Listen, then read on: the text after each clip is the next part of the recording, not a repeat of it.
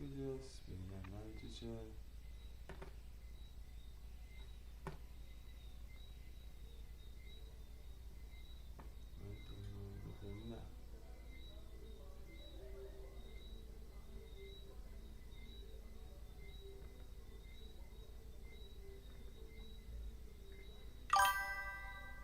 Welcome, welcome, welcome to the live, guys. We're about to iron the shirt to get ready to look like Maurice Bishop. So give it a second, let more people come up in here. Like the stream, share the stream. Let more people come up in here, please. Thank you. Up in my massage, and I just wanna see you guys. Somebody needs somebody. I ain't ready, yeah, bye. I'm gonna check out color, somebody needs somebody. I ain't ready, yeah, bye. I'm gonna check out color, up in my Maserati. If you love in my Maserati, I say up in my Maserati, up in my Maserati. Girl, I wanna see you go down. Say me, I love the way you bend body. Up in my Maserati. If you love in my Maserati, and I just wanna see you right.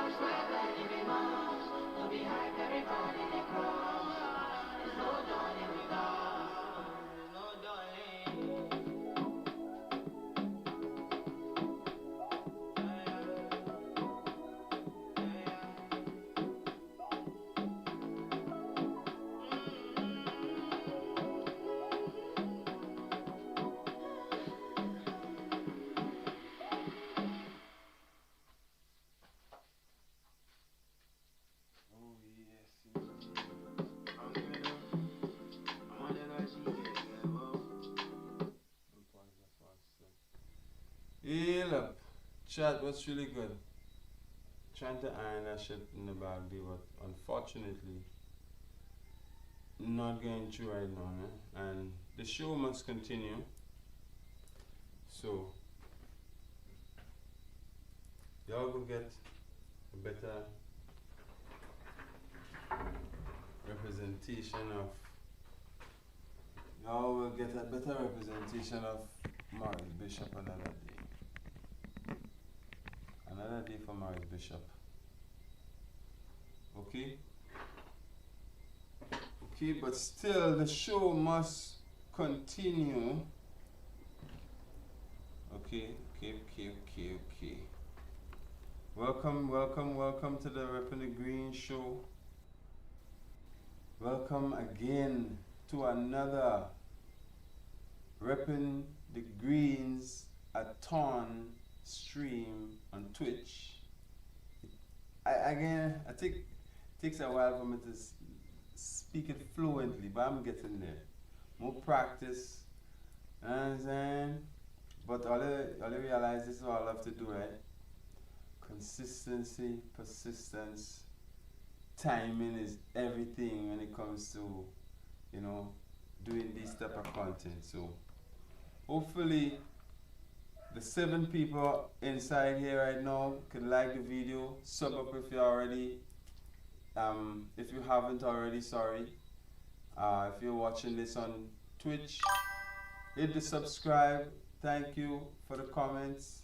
If you're commenting right now, I hear some tingling going off. You know what I'm saying? I hear some tingling going off. Let me see who commenting. Again, if you're watching on YouTube, hit the like button, subscribe, turn on post notifications. You know, take part in the challenges. Leave a comment, get a shout out, get your name on the yellow cards, on the yellow paper, sticky paper. Put it on the wall, on the studio wall. You know what I'm saying? That is it. Please hit the like video. Please hit the thumbs up on this video. What's going on right now? Does it sound like I'm tired? I'm not tired. I just listen to some music, getting hyped, getting pumped up. You know what I'm saying? Getting real pumped up for this stream. Because again, earlier on, while I was streaming, I decided to wear this mask, you know, made from Grenada scarf or whatever. You know what I'm saying?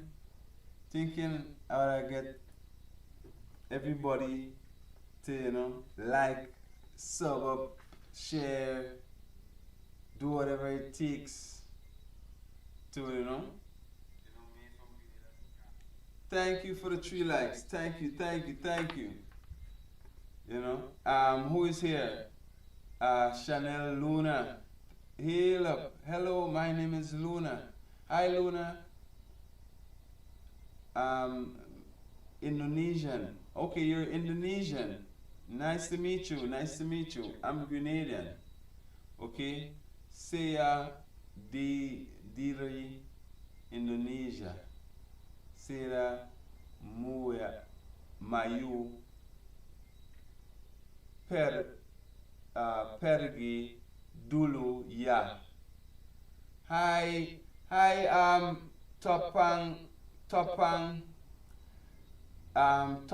Steel Top Pandy. Whoa, we have some people to put up on the wall tonight. Woo! Turn up. Yes. Can you sing Die With Me? Die With a Smile? Can you sing Die With a Smile? Can you come on and sing Die With a Smile? Can you join the live and sing Die With a Smile? Because I don't know how to sing Die With a Smile. But yo, we have some people who had definitely subbed up liked the video and commented, and I'm going to put your names up on the studio desk on the wall basically, so everyone can see it when they come in the stream. Alright, W's in the chat. Thank you, thank you, thank you. I'm from what? Pipili's?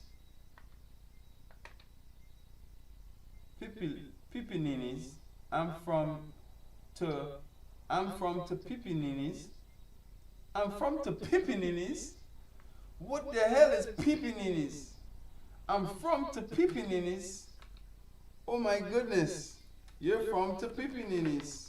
I don't know where that is though. I don't know where Pipininis is. Where is Pipininis? Pipininis. Where is that? Oh my goodness. Oh my goodness. Oh. Philippines. You're from the Philippines. Welcome to the Reppin' the Green show. Welcome to the Twitch live stream. Reppin' the Greens a ton. Welcome. Wow. It's such a pleasure to have you here in the chat from the Philippines. Wow. We have a Philippines getting big up, getting shout out. And I'm friend of America. Yay, America. Yay, America. I am friend of America too. I'm in Grenada, by the way. I'm in Grenada in the West Indies, Caribbean. The flag is there because majority of my followers are Americans. So thank you for welcome and thank you. First person name to go down on the board is Chanel Luna. Hi, hello, welcome. Chanel Luna. Why I was going to put Luna Chanel? I don't know. I put L first. That's weird. Chanel Luna. I'll just put this on the side. I'll just put this to the side. Let me put this to the side. Shout out to Chanel Luna and shout out to Topang Steel Top Pandy. I can share to Japan. Yay. Of course, share to Japan. Why not? Shout out to Japan. Like this pen not working. What's going on with my pen today? What's going on with my pen, chat? Oh, this is wrong, yo. Let me see. Jeez. That can't be right. BTE. Bye. No, don't go yet. Let me put your name up first. Hold on. Before you go, let me put your name up first. But first, let me put C. Chanel Luna first.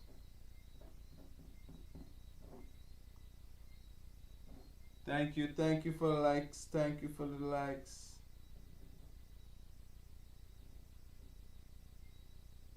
I might have to write some of these over because I don't like the handwriting. Chanel Luna, your name goes here. And we have, before you go, ma'am, I'm writing your name. Your name is Topang. Topang Steel Pan.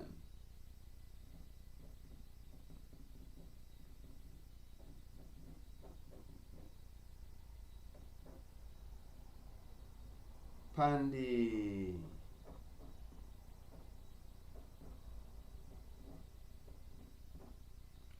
Wow. That's a long name. Topang, Steel Pan, Pandy, Chanel Luna, Sean Roofing, Dread Shots 473. Thank you, thank you, thank you. Appreciate all the likes, all the comments, all the subscribes. Thank you for turning on post notifications today, yesterday, and tomorrow. You know what I'm saying? Let's get into it. Let's get into it.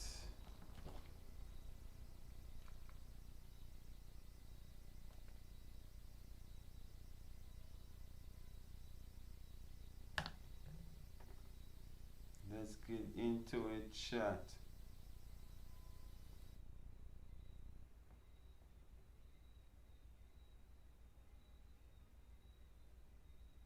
Who's ready? Who's ready? If you're ready for what we're going to do next, let me know. If you know what I'm going to do, let me know. If you know what the next part of this live stream is all about, let me know. Because we're going to turn it up. We're going to turn it up now.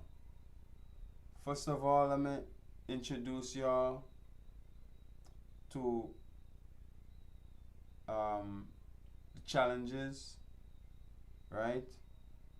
Every subscriber who likes the video, leaves a comment, gets their name written on the studio wall like I just did with Chanel Luna and Topang, Steel Pan, Pandy, right? They all had liked the video, comment, subscribe, and had their notifications turned on. And so can you. You can do the same thing and get your name on the wall. Thank you. Also, you know, I would like to compete with another artist. So look out for that. I'll be competing with another artist when I reach 1,500 subs. Right? Another goal I want to set is when I reach 1,450, I want to be able to teach one of the subscribers how to make some of the craft. Okay? So, whether it be virtual or in the studio, I want to invite one of you guys to learn how to make some of the craft, and you know what I'm saying, hopefully we could learn, we could grow, we could be able to grow that way as well, right? That is it. So guys, the third challenge, make sure and make a donation during the stream. The PayPal is Greens Era GD. I'll type it in. My only PayPal is at Greens Era GD. So once you make a donation during the stream, I will make a bracelet specially for you.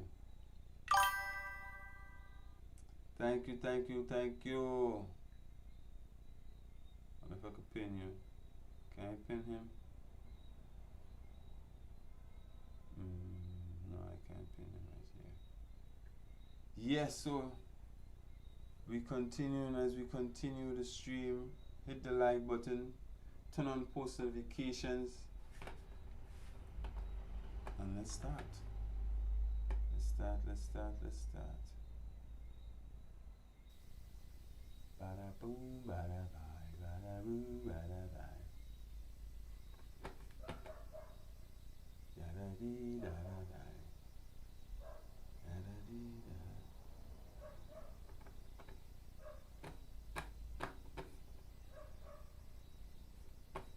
Alright, come on, man. What's up? What's poppin'?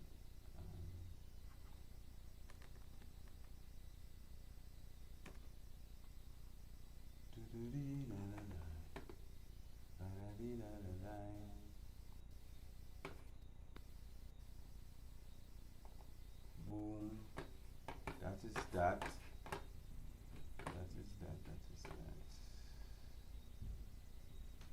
Can you hear me? Everything clear? Everything good?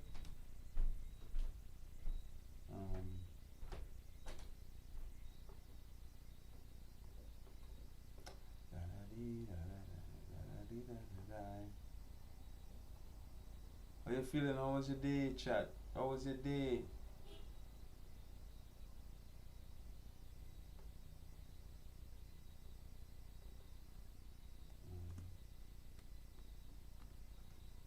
How was your day, chat?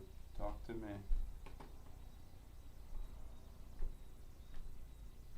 Yes.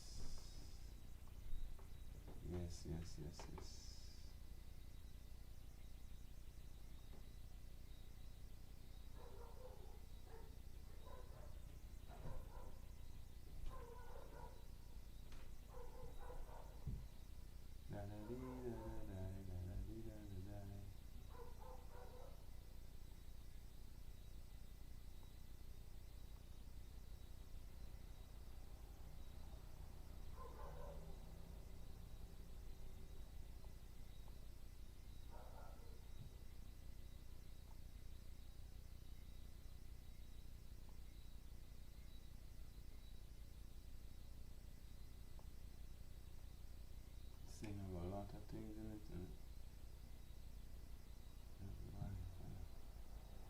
What's this? Oh.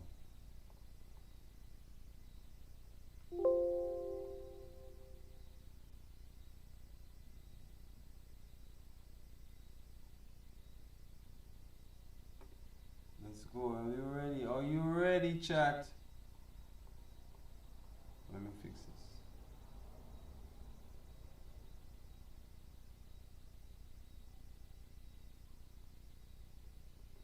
Okay, we ready. YouTube, how about YouTube? YouTube is not ready.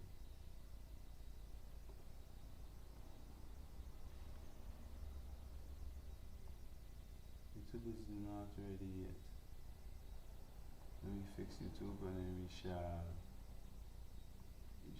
proceed.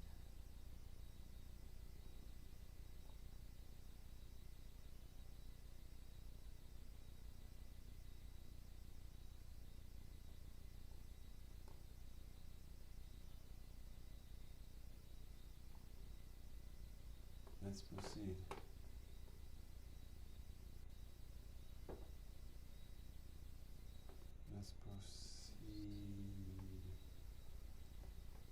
Oh, I see.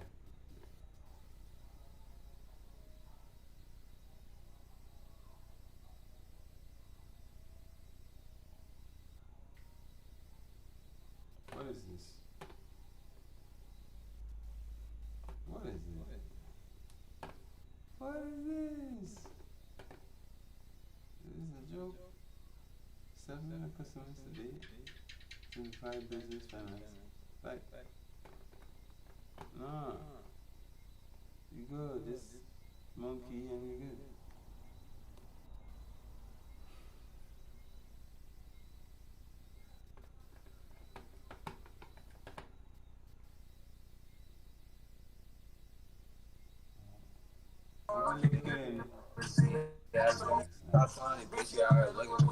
Greetings. Nice.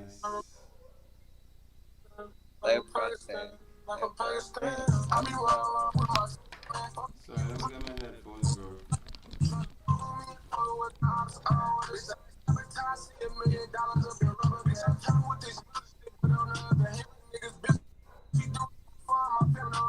When he got it on my own, that's when I knew that I was a man. Nothing like that. They're like, look, he gon' talk, nigga. The power with them. Now they can't I ain't hear nobody say shit to me, bitch. I'm the man. I got this shit on my hand. Bitch, on the wall with the plans. Yeah, no. Oh. Hi. Welcome. How you feeling today? I thought she had energy. Didn't she have the energy? What up to the energy? What's up with the energy?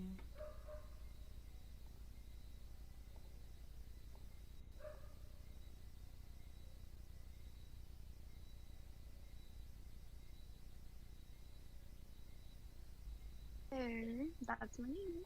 Hi. Welcome to the Gucci Caribbean. زي الخرا كأنه سجن. كده interesting.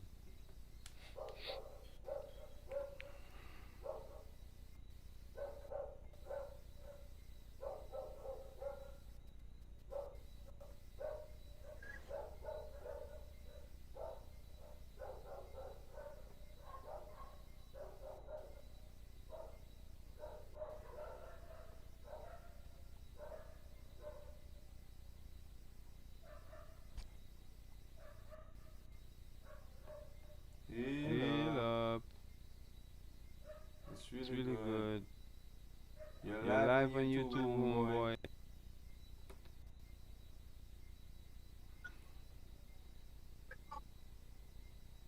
How you feeling today? How was your day, bro? It was good. How was yours?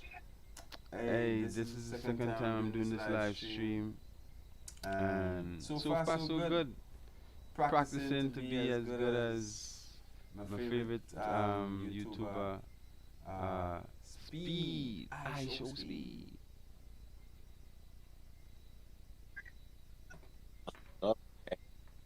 That's what's up. So guess what? My YouTube channel is Green's Era. If I could get you to come over and subscribe, that'd be super cool. How many subscribers you got? I got over 1,000, but I need more.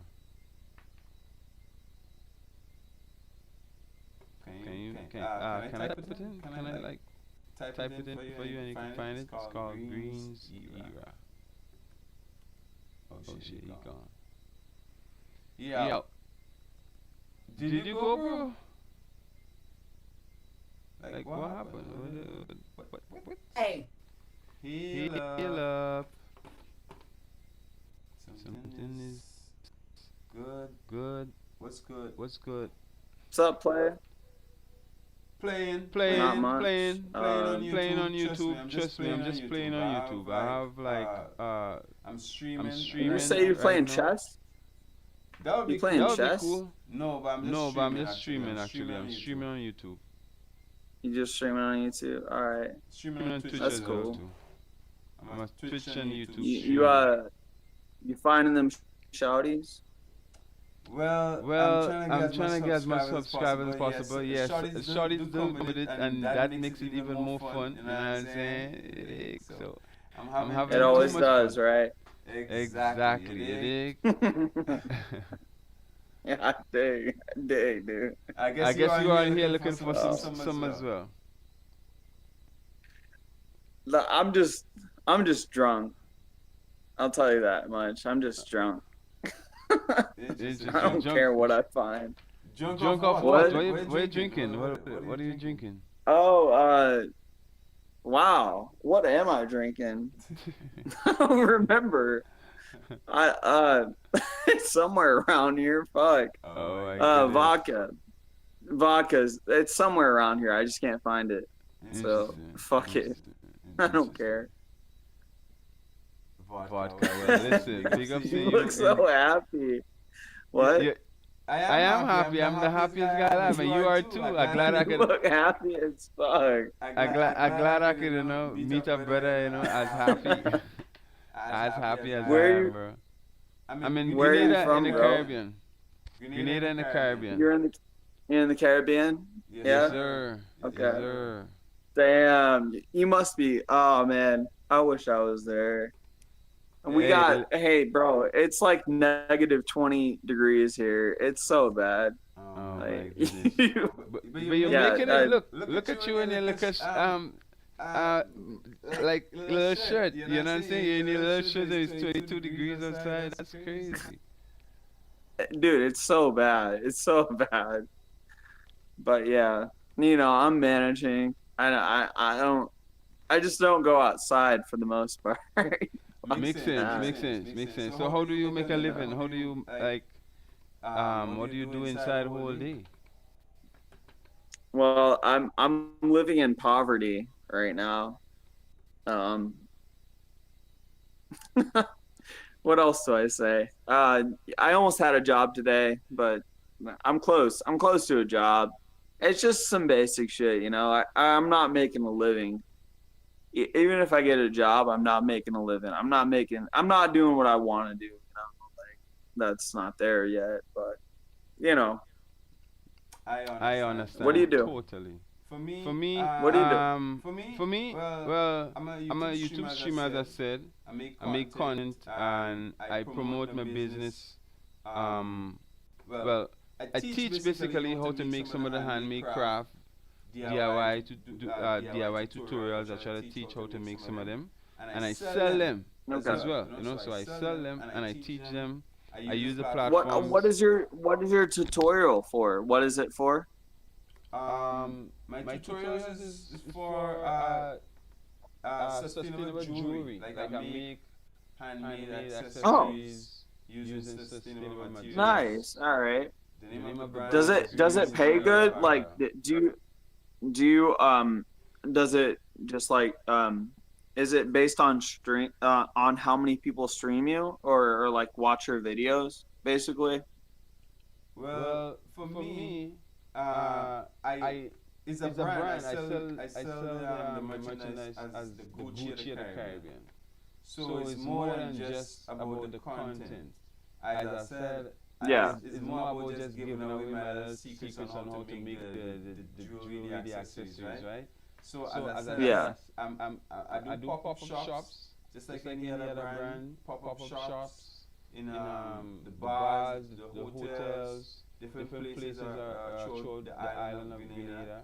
And my aim is That's to, smart. That's so smart though. Thank you. My aim is to be in 100 of them, 100 stores, right? So hopefully that happens soon. But in Grenada, Hey, you yeah, go I ahead. have to ask you real quick. Do you get a lot of bombo clots? Do I get a lot of bombo class Yeah.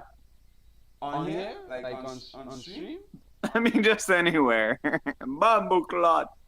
Yeah. It's a regular word. It's just it's just normal, man. It's a normal word, man. It's a normal word. Like bombo class. I guess so.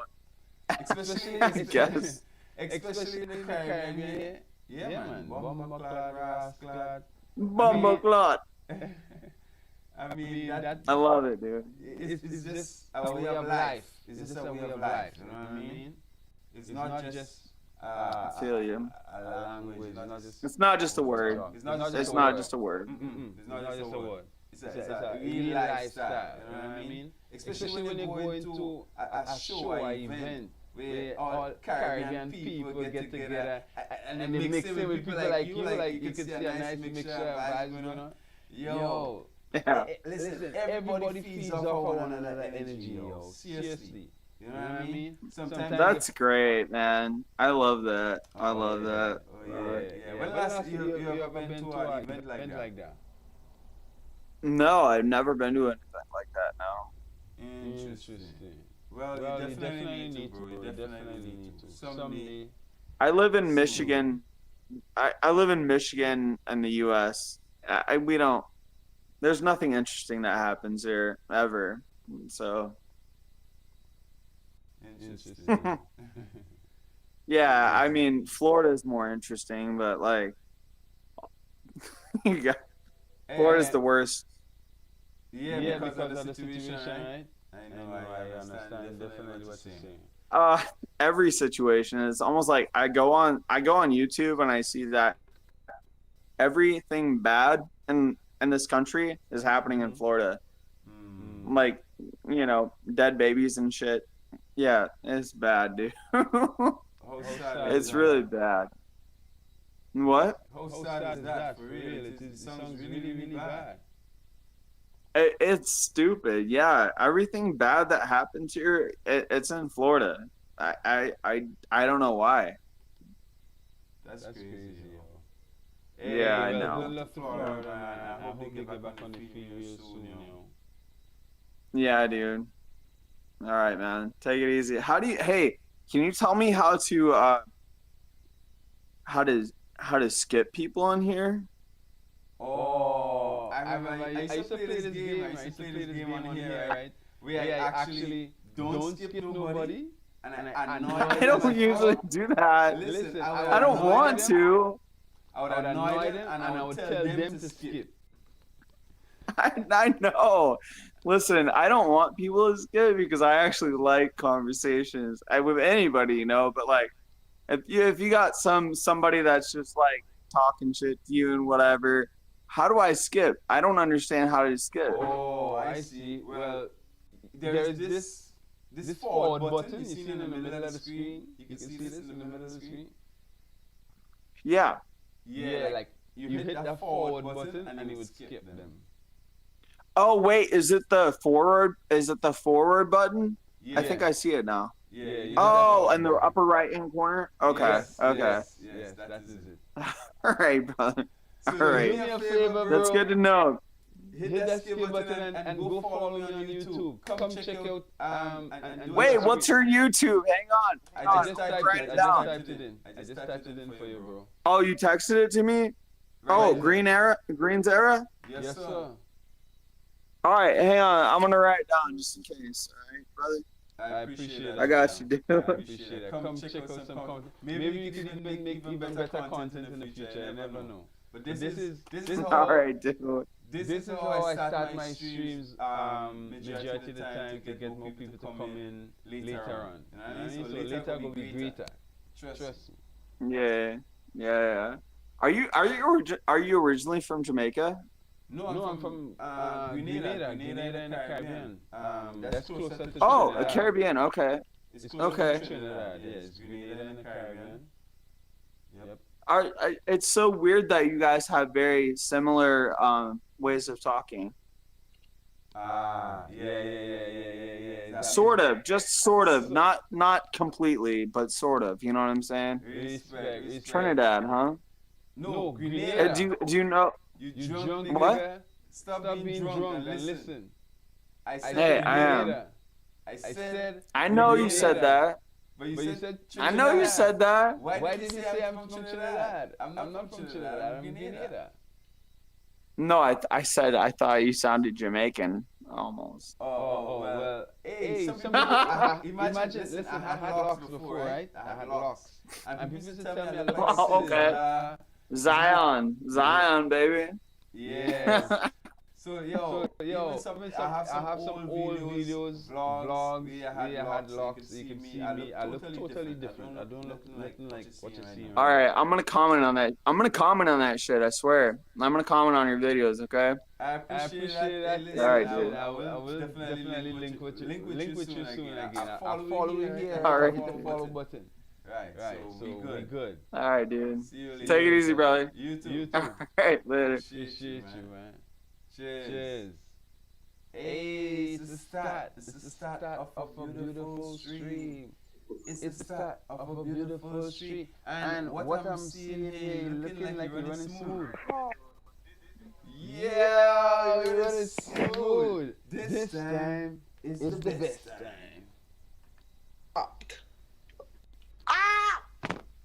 It's good, brother.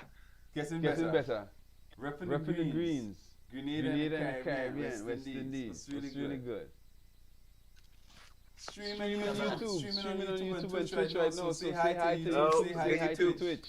Say hi to YouTube. Say hi to Twitch. It's really good. That is it. Hey, listen, let me put my name in the chat so you find me later, alright?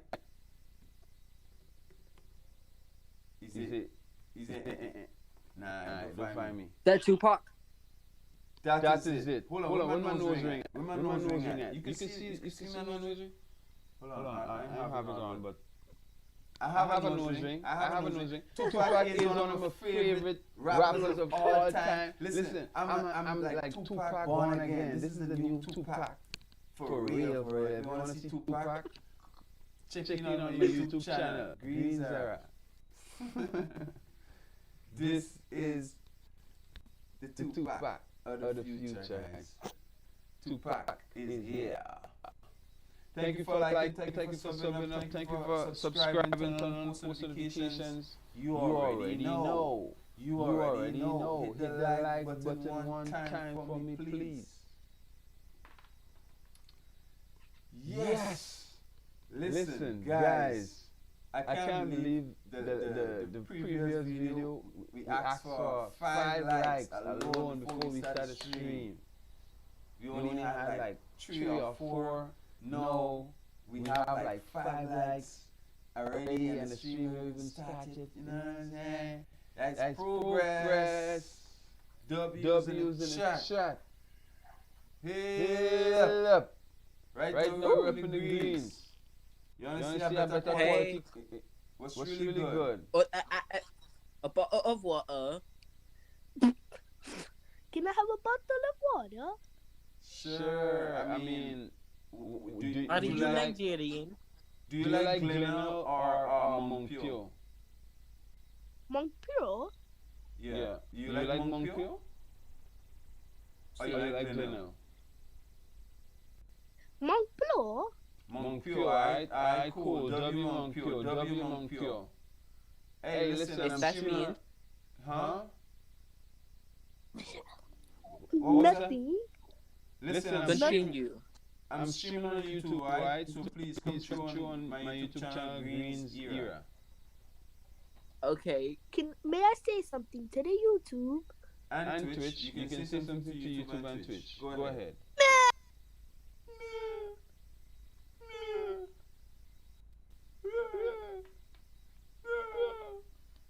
Like up the video, subscribe.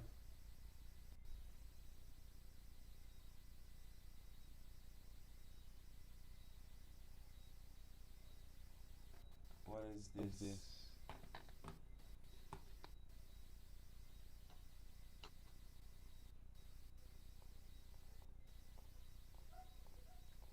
Welcome. What the fuck, Snoop Dogg?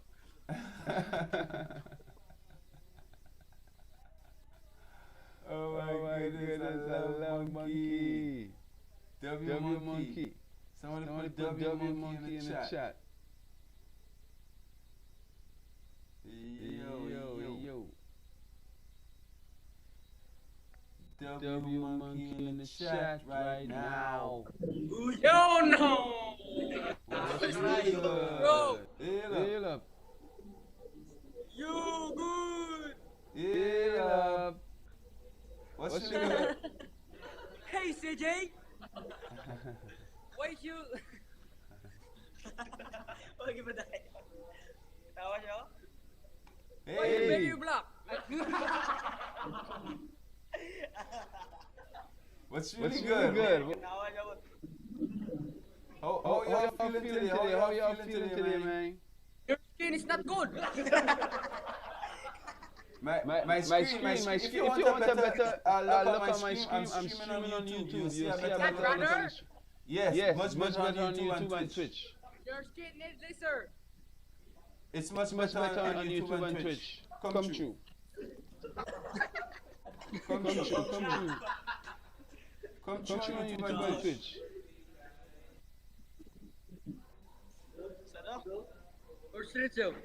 My YouTube is Green's Era. Hey, Joe. Hey yo, let me type it in. Let me type it in for you. Greens with a S-E-R-A.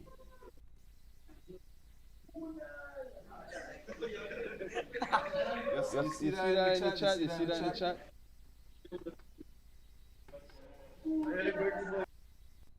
Thank you.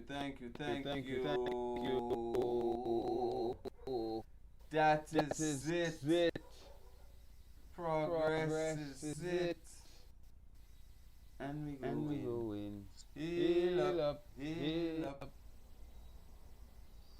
Good night, sir. How you feeling? How was your day?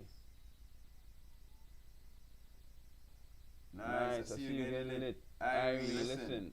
This channel, I'm on YouTube, and this channel is all about being Irie, making handmade accessories. You know what I'm saying? I make sustainable jewelries, earrings, anklets, bracelets. You know, I teach them using DIY tutorials on my YouTube channel. My YouTube channel is Green's Era. Come true and check it out, brother. And I'm live streaming right now. You're live streaming, thank you. You're live right now on Twitch and you're live on YouTube. So big up. Say big up YouTube, big up Twitch. Blow some smoke in YouTube face. That is it. Hey yo, fire burn up. The whole of them. Hey yo, that is it. Salute, brother. Stay airy, stay blessed, stay conscious, stay lit. Hey, and thanks for making this a very interesting conversation, you dig? I would hope to see you later. My YouTube channel is Green's Era. If you allow me to type it in, that'll be awesome. I'll type it in and you'll find it later for me. He wanna be there for that. Hi, heal up. How's the day? Getting better on you. Huh? My day was great. And how was your day? It was green. Yeah, my day was green. Heal up. My day was green. Heal up. Hi. How are you feeling today? Hello. Greetings. Wow. Are you into fashion? What? Are you designing? Are you designing something right now? Yeah. Yeah. Wow, I'm a designer too. Yes. Yes, and I'm streaming on YouTube. It's called Green's Era. That's the name of my YouTube channel. And that's the name of my brand as well. I sell my brand as the Gucci of the Caribbean. How does that sound? Nice. Oh, lovely. Superb. I'll definitely let me give you a follow. Like you right here, right now. Nice. I'm your friend now. Very nice. Superb. You got a new friend, sweetheart. Penya. Nice name, Penya. You're super blessed. Your hands is so blessed. Oh my goodness. I'm inspired. I'm totally inspired right now. This is amazing. Thank you for showing me. Thank you for showing it to me. You do amazing. You're welcome. Thank you. You do such an amazing job. I would hope to collaborate with you one day. Where are you from? I am from Grenada in the Caribbean. Yes. And you are from San Juan?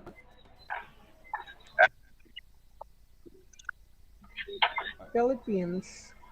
Philippines. Oh, someone just came in my chat. I'm live on YouTube. Someone just came in my chat from the Philippines.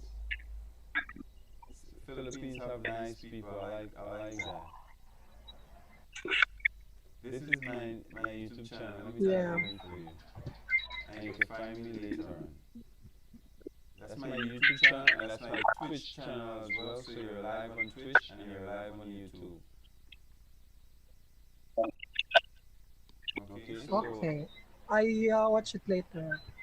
Awesome. So you have a YouTube or you have any other social media you want to shout out?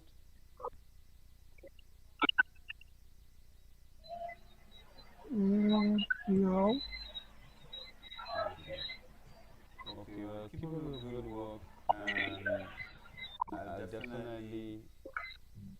definitely hope to find you again, maybe on Monkey or over on my channel, Green's Era.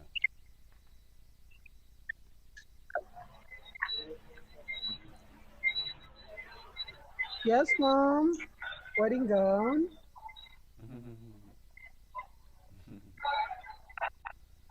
It's good that you have encouragement too. Stay encouraged, okay? Yeah. Awesome.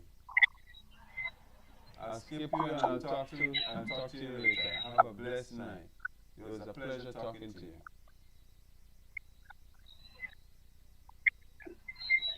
Okay. Awesome. Blessings. Take care.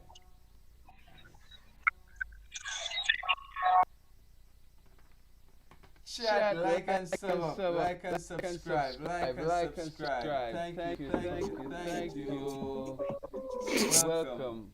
If you're enjoying the stream so far, hit the like button, hit the subscribe, turn on post notifications, because it's only getting nicer. Thank you. Hey, Talk to me. bro, that nigga TG Commerce. Huh? Who the fuck is TG Commerce? Chi Commerce? That's what you heard? You heard me say Chi Commerce? I don't know. What is the Chi Commerce, bruh?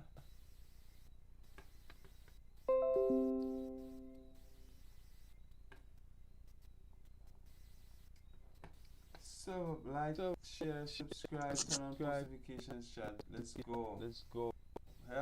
Welcome, Jay. What's really good, Jay?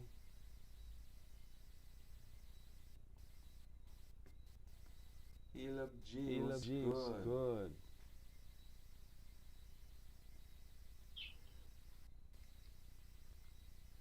Yo, why you got a United States flag in the back?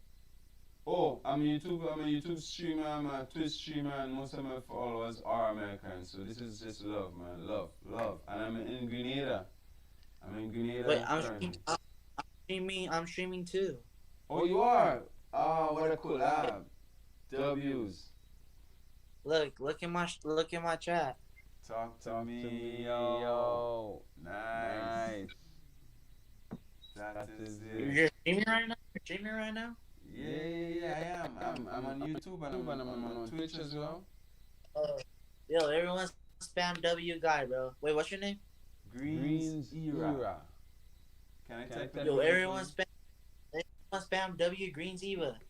Era. W Eva. Era. Like time, you know. W Era. That is it. Greens Era. Thank you. And where are you streaming? On Twitch or YouTube? Chat. Go follow him. Go follow him on Twitch right now. Wait, what are you streaming on? Streaming. What's the question? What app are you streaming on? Oh, I'm dual streaming both YouTube and Twitch. Oh, Twitch. Yeah, me too. I'm streaming on Twitch right now. Nice. Awesome. So thank you. You play Fortnite? I just started to play, could you believe, Roblox. A big man like me playing Roblox. It's crazy. But I'll be definitely playing some more games soon once I get a system and like organized or whatever. Because I just getting involved in streaming. This is only like a couple months in. I started late last year. You know what I mean? Yes. I spent like half the year studying how to do this.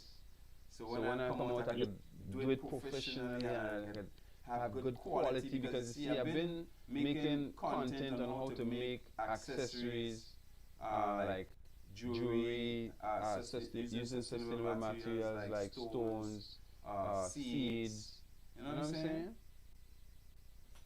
Heal up. What's really good, Brody? Guys, follow me on Twitch. At Greens Era. Thank you.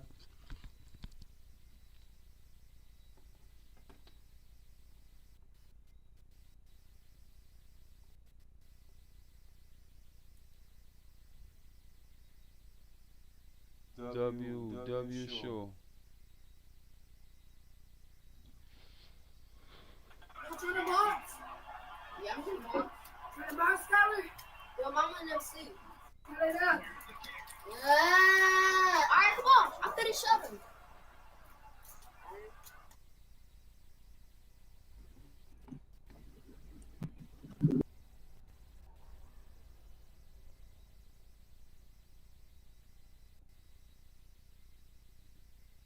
Put them on the stream.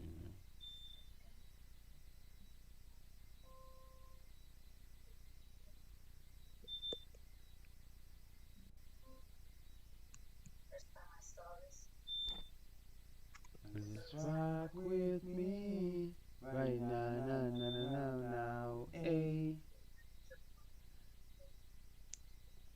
Wind Barfield, what's really good?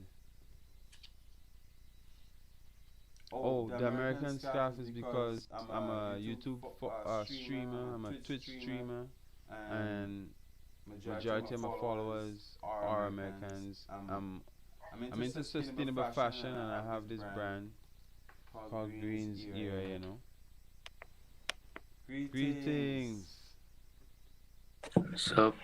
Getting better, bro. By the way, I'm streaming on YouTube, I'm streaming on Twitch, and I'm here. Oh, really? Yeah, I'm just here campaigning for more notice, more compliments, more followers on social media, you know. So, if you mind, I could type in my name, and you can find me on both YouTube or Twitch. Okay. Thank you. Yeah. It's called Green's Ear. I teach on my YouTube channel. I teach DIY sustainable fashion tutorials. So if you're into that kind of vibes, if you like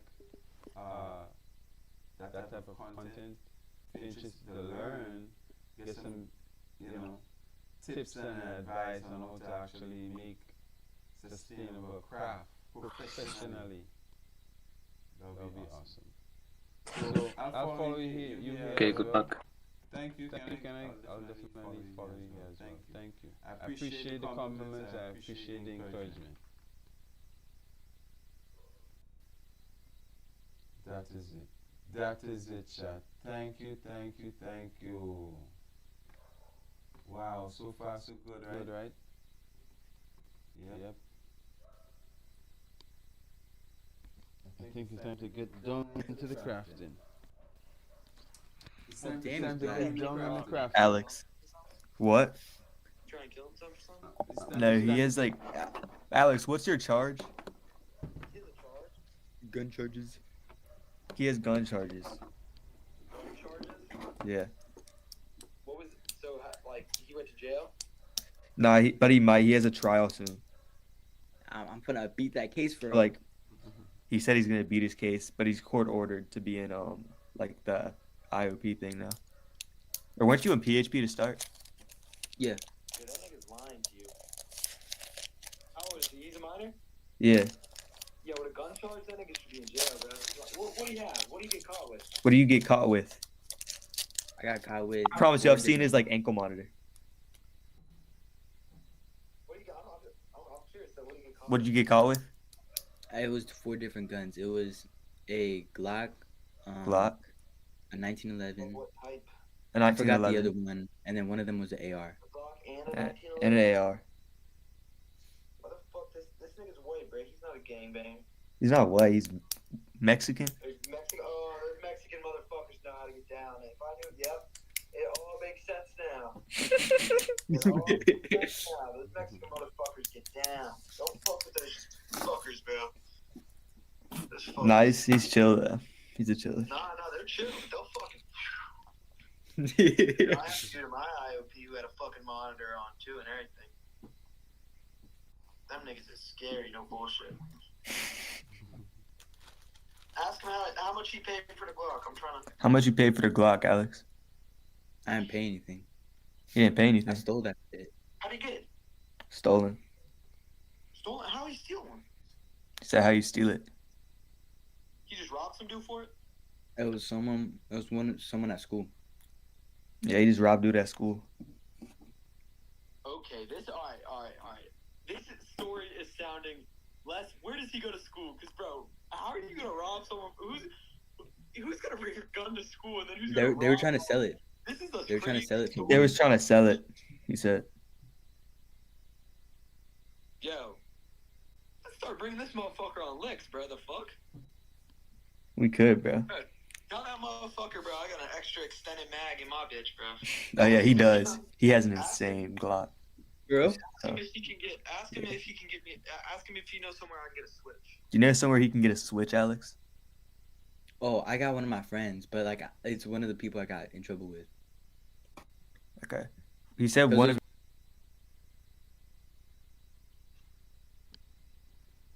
Yeah, that was crazy. The fuck you screaming, nigga? It's really good.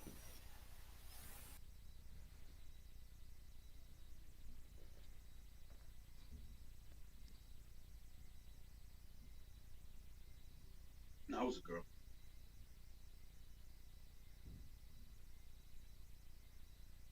Yo, what the fuck you doing?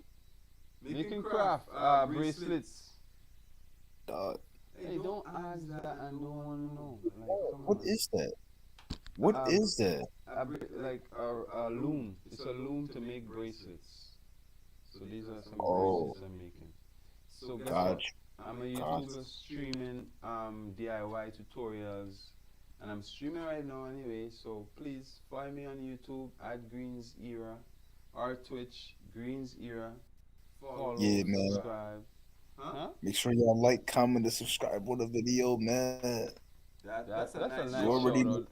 Hey, y'all listening? Are you listening to this, man? No, I was just saying that's a nice shout out. I mean, I appreciate you saying all of that. You know what I'm saying? That's cool. You know what it is, bro. Showing love, man. Hey, do you do like YouTube streams or whatever, like content? Nah, bro. I make music though. Oh, sounds good. Interesting. I need some music. I need some music for my content. What kind of beats you like? You like Hip hop. hip hop? Yeah, Like boom bap type beats? Boom bap? boom bap. Or like 80s style? I think based on thinking about media, I think I'm thinking boom bap. Media sells with that kind of old school flavor, I think. So, You got Afro beats too, bro. Them Afro beats be hitting. yeah, definitely. Right now, I think that is like all I listen to. No lie. Like right before I started doing the stream, I was kind of getting lit up for some Afro music. You're real bad, man. Yo.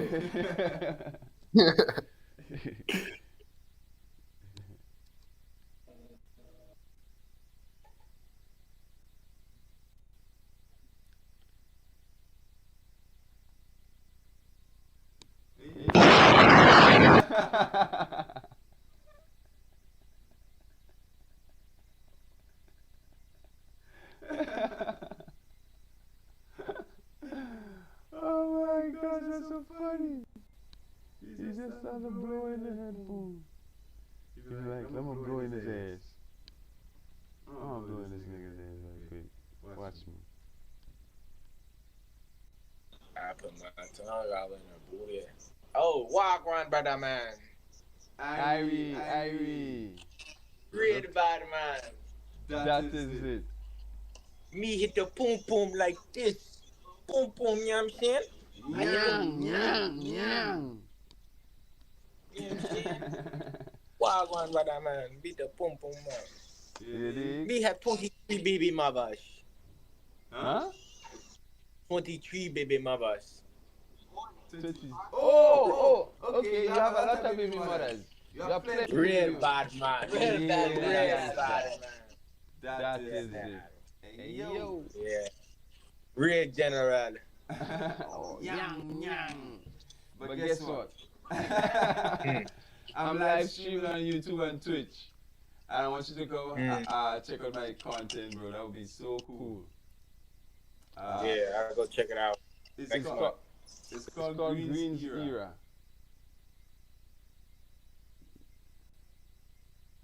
Le bomba clap. Why everyone thinking I'm Jamaican? Hail. Do I Do I look, look, bro? bro? Do I look like a Jamaican? Do I Do I look look like like a a Jamaican, bro? I can't understand you. Do I look Jamaican? No, but you sound Jamaican. Interesting. Wow, that's cool. Actually, I'm from Grenada. I'm a YouTube streamer. I'm Twitch streaming right now as well. I don't care about none of that. Why did you ask me that question? Well, everybody popping in the live saying Bumba Rascal, and as soon as that happens, a Rastaman pop in like you came through wearing locks, and I was like, okay, do I look like Rasta? Having dreadlocks does not make me Rastafarian. All right. Facts. What it is, it's not just a fashion statement either. I'm not trying to prove nothing. I just like having hair and not paying people to do it. That's a good idea. That's sustainable right there. Say hi, Uncle Bobby. Hold on, I got a beer in my hand. I just got done smoking a cigarette. You want to show her? Come here. Let me see. Yeah, let me hold it. My baby don't need to be on no I got good germs. I'm a white blood cell. You know them anti-COVID messages. I love it. You okay, Pooh? You got a game, right? I got like 3 godchildren over here just visiting them, making sure that everything co-aesthetic. I mean, hey, pro dad, pro grandpa. All that. Don't make me no grandpa yet. I told my daughter she better, if she ain't got no condom, she better swallow. Hey, peace.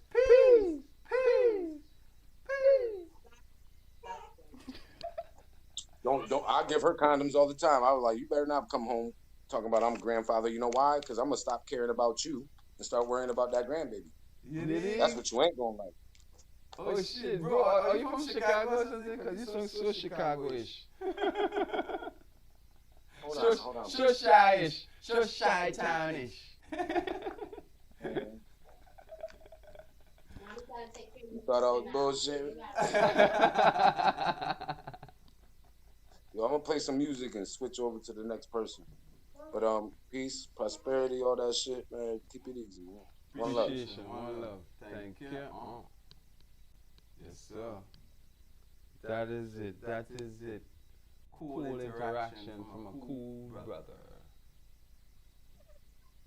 If you are liking the video, hit the like button, turn on post notifications, sub up, alright? Hello. Greetings. It's like I seen a brother. How are you? Better than the last time. Bro, Better than the last How are you? time. Better than the last day. Better than yesterday. where are you from? Grenada in the Caribbean. What Where about are you from? Grenada. Where are you from? You heard what I said, right? I want to say, where are you from? I said Grenada. You know it Oh. in the Caribbean. Grenada in the Caribbean Sea. In the Caribbean. I love Grenada. I love Grenada. Grenada, exactly. That is it. Listen, I'm a YouTube streamer. I'm a Twitch streamer.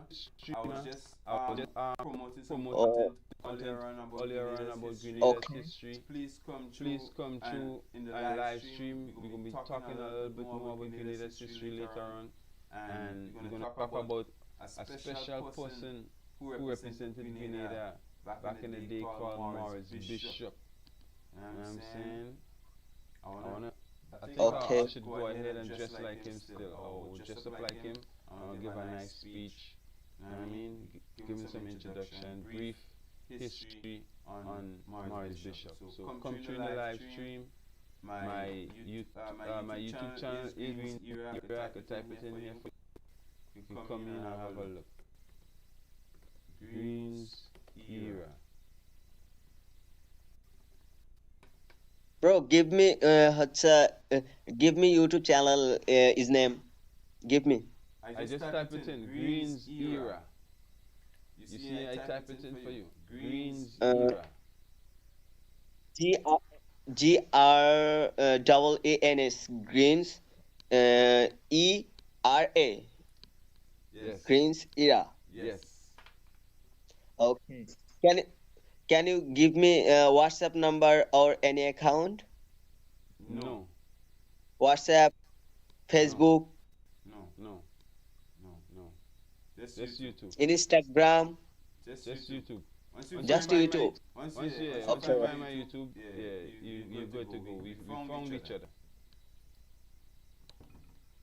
And I'll find you here too. Okay, I'll thank follow you. you too. I'll follow you here too. I find you here. See, I find you. Okay, friends. Yes, sir. Cheers. Salute. Nice to Take meet care, brother. Nice to meet you too. What's your name? I'm Sadiq. Sadiq. Alright. Yes. Where are you from? Where are you from? I'm from Bangladesh. Bangladesh. Okay, cool. Hila Bangladesh. And you're from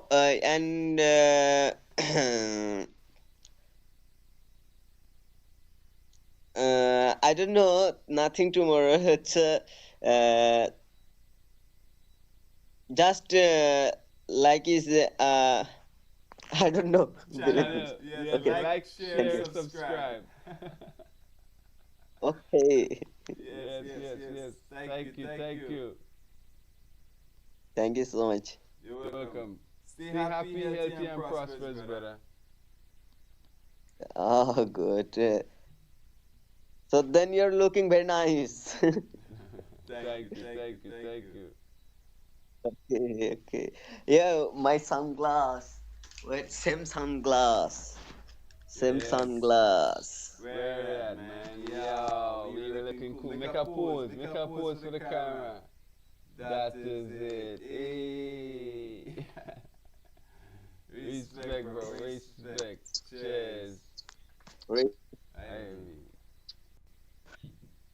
Pleasure.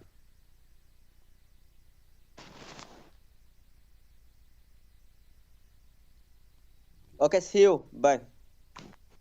Take care, bro.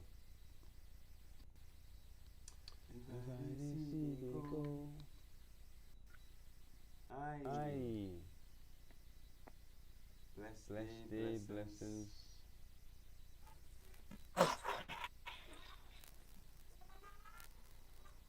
St. George. Huh? I like your headset, bro. My what? I said I like your headset. Interesting. This old thing? This old thing? I like Look at this. Look at this. This wobbly thing? Oh my gosh.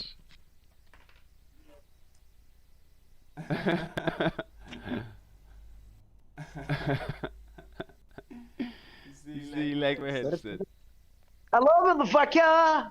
Yo! What's great? Yeah, you black. Yes, I do. I'm white and you black. No, that's not white. That's not white. That's not white. That's not white. That's not white. You're my. That's not white. Look. No. You me look. Shut. That's not white. That's not Fuck white. you. Fuck you. That's not white. Fuck you. Me fuck you. That's brown. I'm cold. That's brown. That's not white. Come on, stop. Cool. Cheers. Absolute. Cheers. Cool. Cheers, You. brother. Give me you. Huh? بدك كأنك بلاك مال انت. Give me. You. I have some local wine. Drink this. You my love. I have some local wine. You want me I to take love a you. shot? Let's take a shot together. I love you, Block. Let's take a shot together, I Brody. love you, Block. You want me to take a shot together? What? Let's take a shot together. I have some local wine there. We can make a cheers to What? New Year's.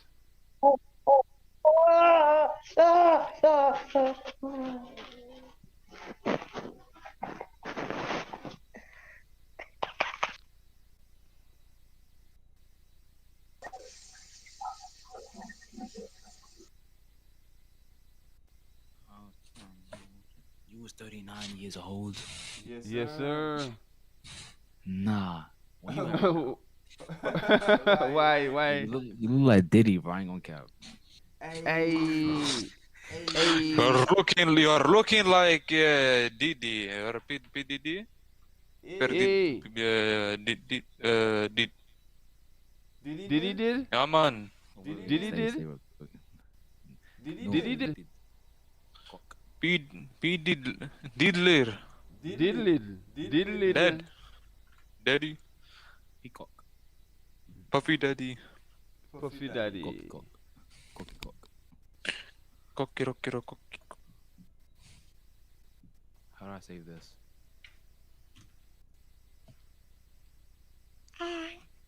Hold on. When's the last time you got into a fight? P. Diddy. I get into fights every day with the law about the taxes and tax evasion.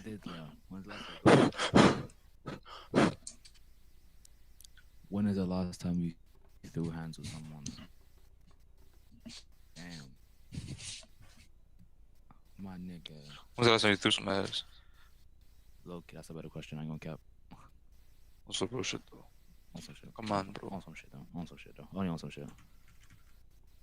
Only on some shit though. I ain't gonna cap. Guys, I'm streaming on YouTube. If you don't mind coming over, subscribe. This you, Diddy. Everyone look. I don't look so. Hey, I don't look like that. I don't look like that. What you mean it doesn't look like you? That is you, nigga. That is not me. Sound got that ain't you. Nah, that ain't me. I don't know who that is.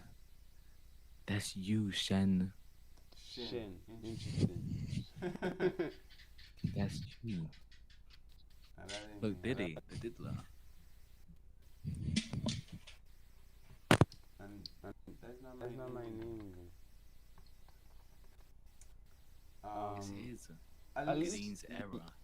At least y'all should at least try to help me. If y'all wanna help me grow my YouTube channel, that's how you're gonna do it for real. At least shout out the channel Green's Heroes. I'm live on Twitch as well, so at least y'all could shout out the Twitch channel. How much subs you have on YouTube? How much subs you have on YouTube? How much subs you have on YouTube? Let me type. I don't want to say. I just want to type it in. I don't want to say. Bro. Some people might get offended. You know what I'm saying?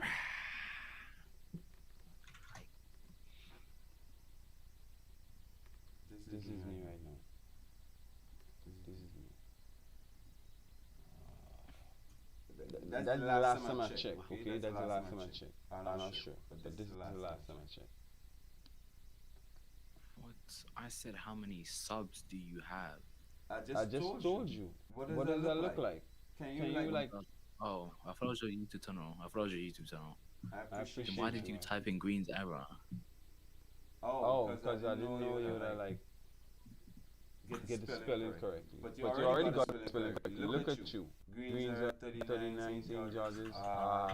Alrighty then.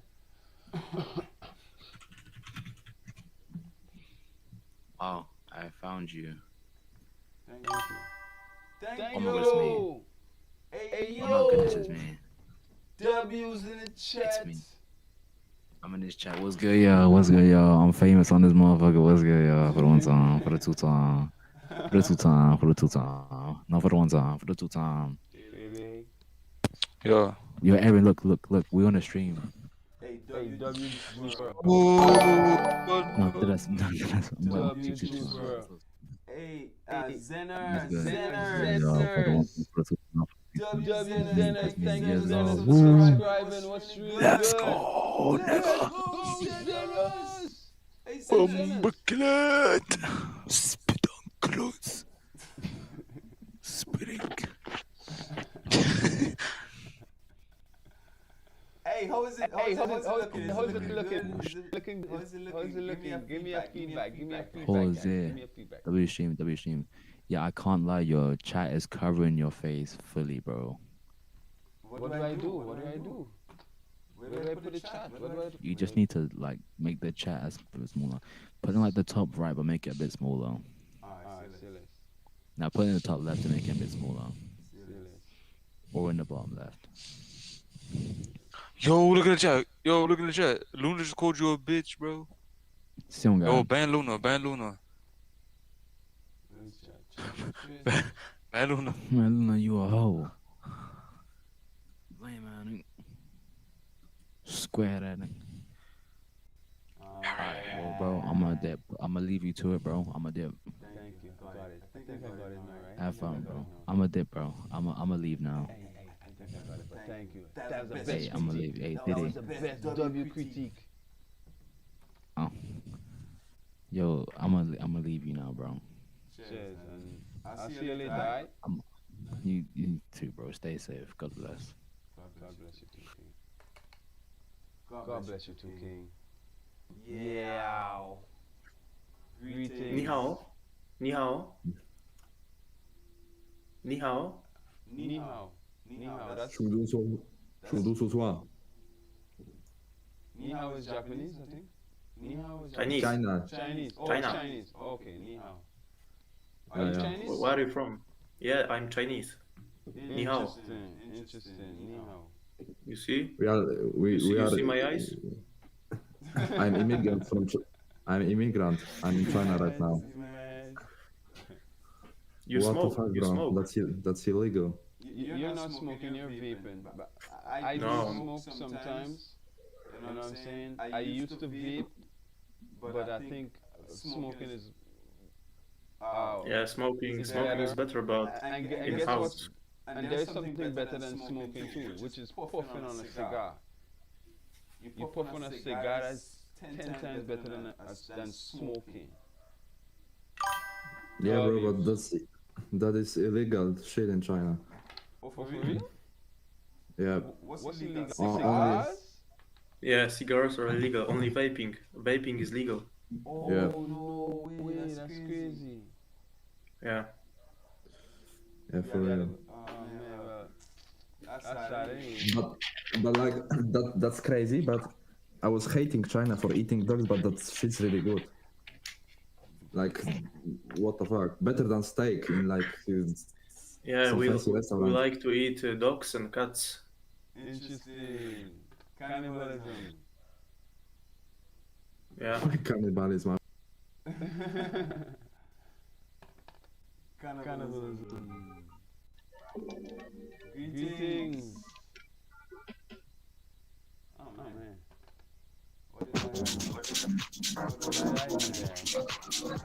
What's up, Rasta Pastaman? I'm getting better. Heal up. Where you from? Yeah, Romania, Bucharest, Europe. Wow, big up. Wow. Thank you, bro. Thank you. I appreciate it. From 2 different Yeah. parts of the world. I'm in the Caribbean. Grenada and the Peace, Caribbean. everybody. Push the button from the follow, everybody. My music save a life and the song.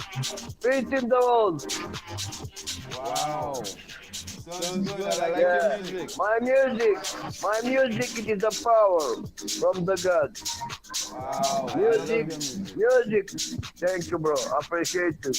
Respect everybody because it is a bad time. Yes. Many more people don't understand because apocalyptic time, bro. True. You know? True. But you have to stay positive. Yeah, man. Positive all the time, bro. Yeah. Nice to meet you, bro. Peace in the heart. Respect everybody. And special you. You, it is the special man. Peace, bro. Alright. Blessings. Listen, let me type my YouTube channel so you find me later. I'm streaming right now. Oh gosh, he gone.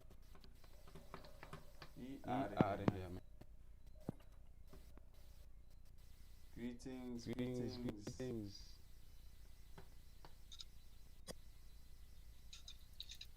What's really good? Andy. What's the vibes? How you feeling? How's your day, Pandy?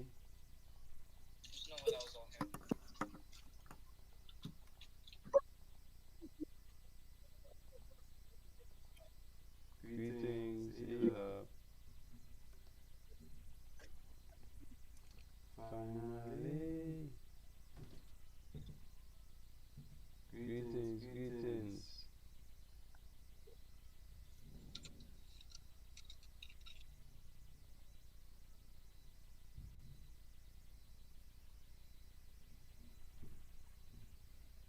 Greetings. Gratitude and salutations. That's really good. Yeah, buddy.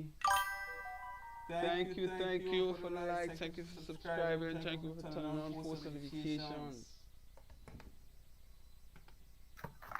Welcome, brother. I'm streaming on the live Twitch. I'm live streaming on Twitch and on YouTube at the moment. Right? And I'm campaigning for more notice, more compliments, more followers on social media. Right? So if you want to come over to YouTube, it's Green's Era. You can see it right there in my name. My name is Green's Era. That's the name of the YouTube channel. That's the name of the Twitch channel. Alright, that's the name of the Gucci of the Caribbean.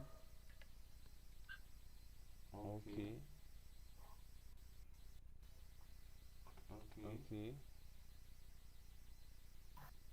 Amsterdam. Man, what the fuck? Man, what the fuck? What the fuck, boy? Get your ugly ass on, nigga. African booty scratcher looking at that nigga, bitch shades that nigga, big mic ass nigga, family dollar mic ass nigga. Almost, she said, oh, like, come outside. I said, I Fuji Wild song singing that nigga. Don't hear no type of rap music in the U.S. songs playing that nigga. Fuji ass nigga, don't see that nigga, shirt that nigga, prison shirt that nigga. Where you got to wear, wear that nigga. Better than Weezy, stop it. Nobody better than Weezy, stop it. What you talking about? Like if I don't know Weezy is the best rapper alive. We talking to? Like if I don't know Weezy is the best rapper alive. Come on, bro. Sleeping on him.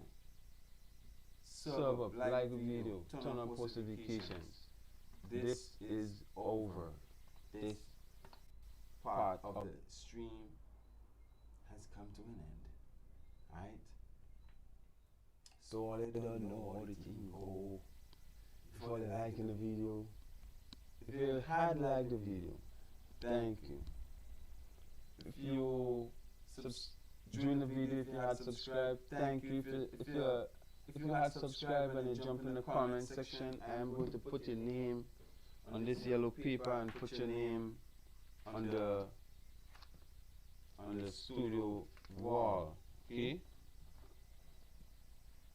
So the name who we have in the chat, thank you for subscribing. The name is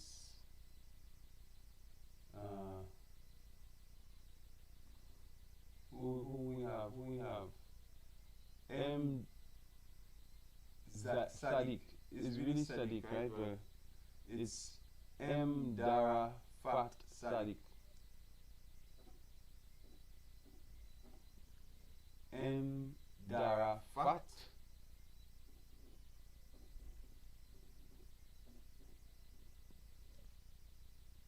Fat Sadiq.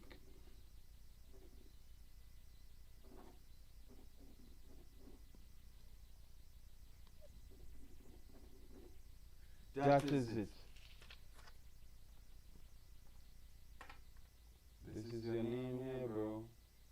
M Dara Fat Sadiq. Goes right here, so.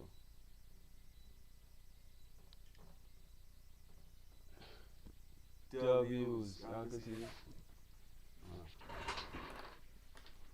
Y'all can see this. Nice. Who's next? Who's next? Who was next?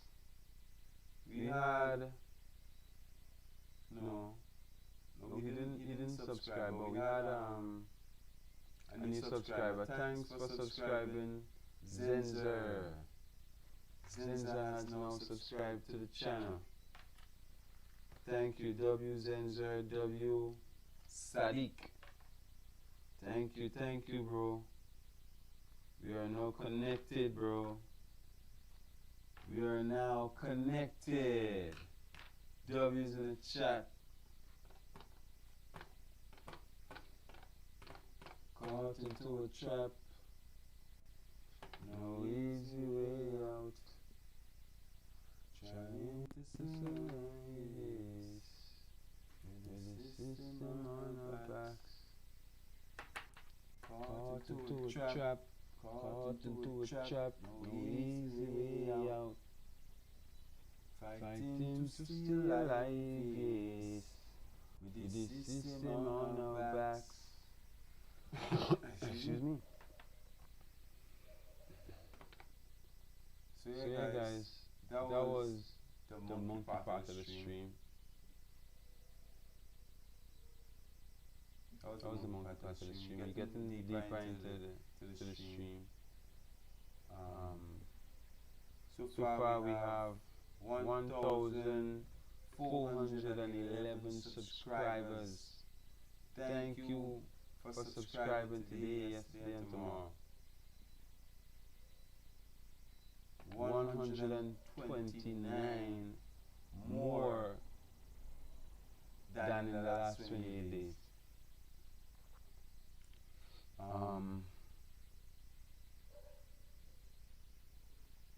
Let me see.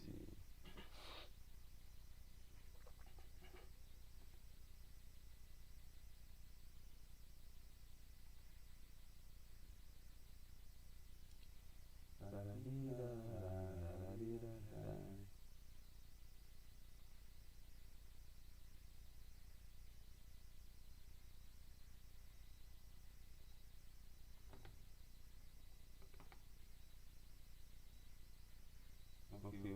So we're getting ready for the briefing of a little brief history on Maurice Bishop. Give me a sec, let me organize this right quick.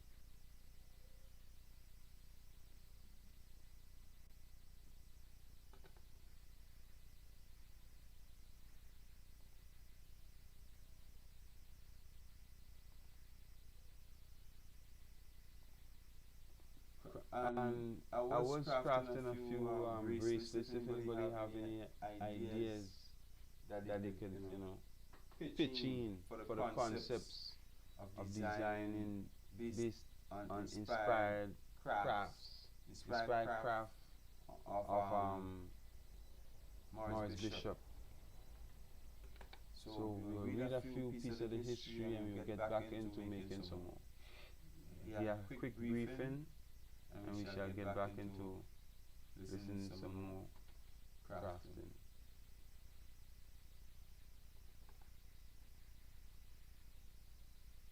Maybe caught into a trap.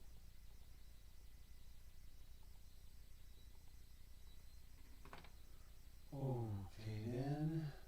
There we go. You always have to get this up. I don't know why.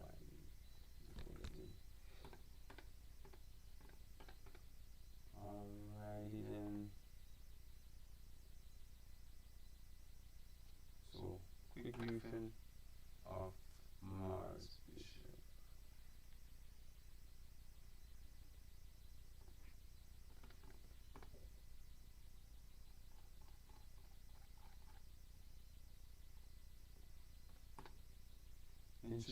Interesting piece of information. Brief history of Maurice Bishop. Who's ready?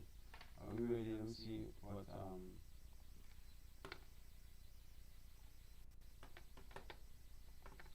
screen I want to do this in.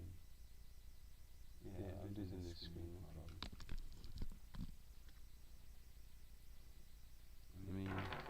Let me do a little behind the scenes recording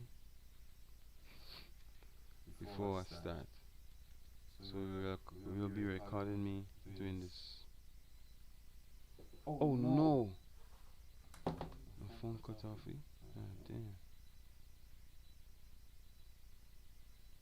Let's see if I could put you on.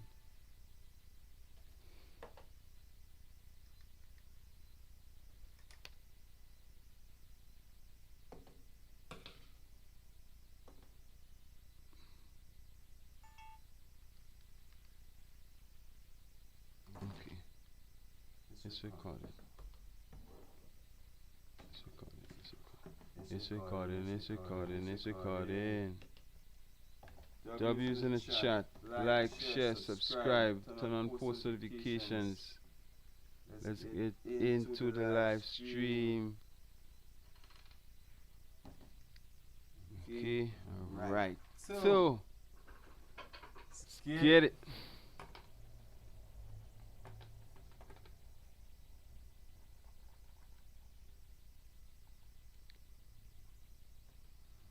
Let me try and record too.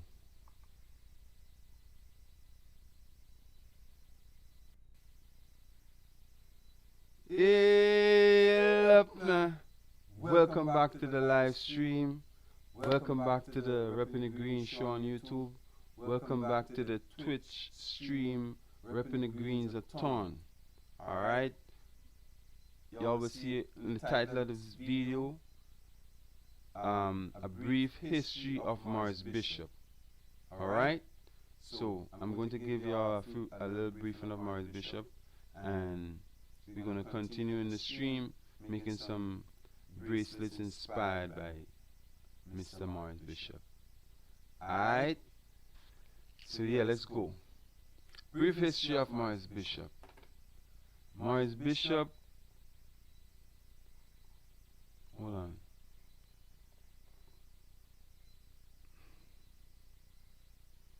Alright. Maurice Bishop, Maurice Rupert Bishop. That's his full name. Maurice Rupert Bishop. Alright. 1944 to 1983. Right? 2 more years before I was born. Right? Was a revolutionary leader and politician who played a pivotal role in Grenada's modern history. Born in Aruba to Grenadian parents, Bishop returned to Grenada at a young age and later pursued studies in law at the University of London. Interesting. His charisma, intelligence, passion for social justice made him a natural leader. In 1973, Bishop co-founded the New Jewel Movement, NJM, a political party committed to addressing economic inequality, in providing education, and achieving independence from colonial influences.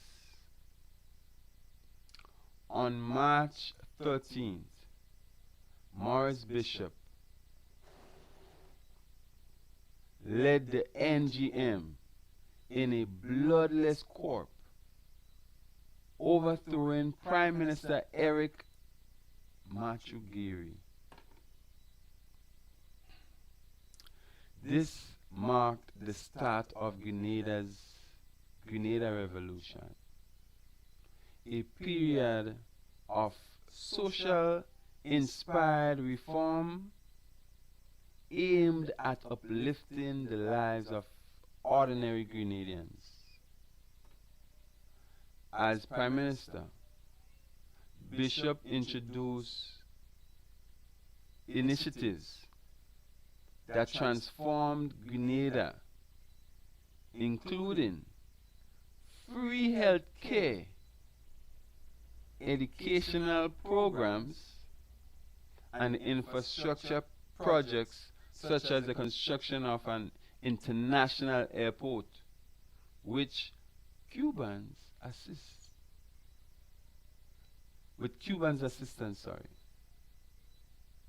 which became a symbol of Grenadians' ambition and potential.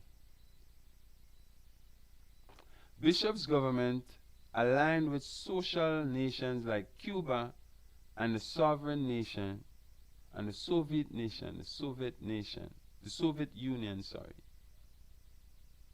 Sorry, let me read that part again.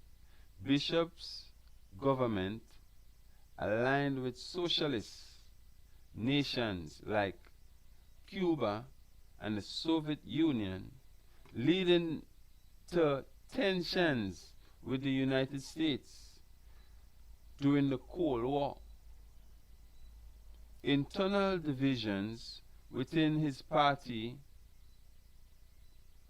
culminated in a tragic power struggle in October 1983. Bishop was arrested by rival factions but was freed by a massive public uprising.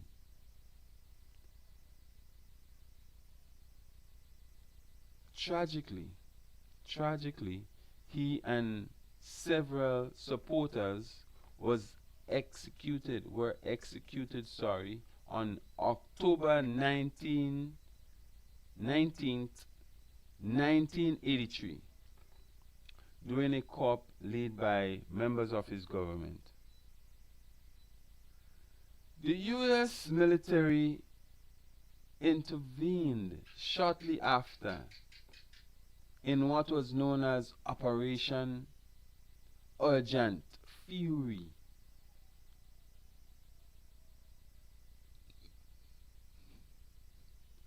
Marking the end of the revolution.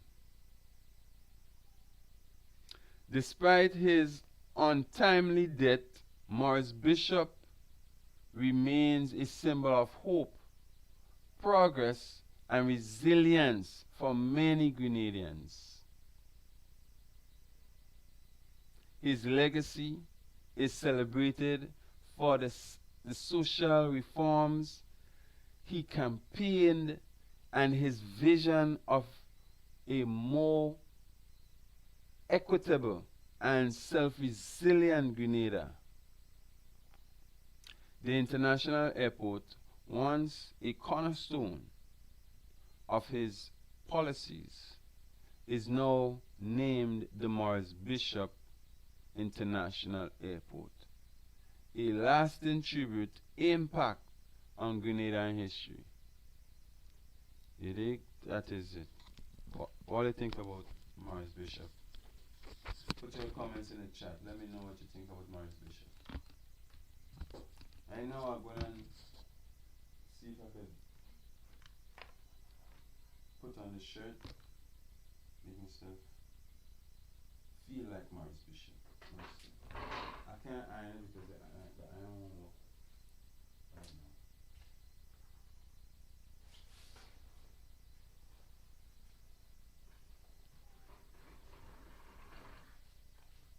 Okay, so I'm putting around the shirt. One side will be iron, the other side won't. This is like Maurice Bishop right now. To represent him, continue making some craft. Continue making some craft real quick. It will be just as Maurice Bishop. Well, this is my version. This is my version, chat. What do you think?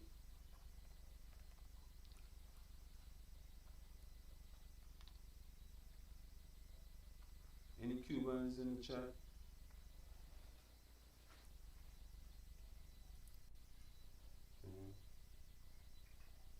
We gotta see if we could get a picture that we could be inspired.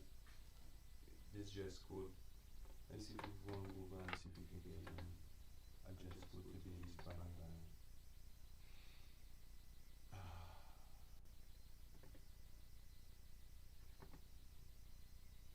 Finally.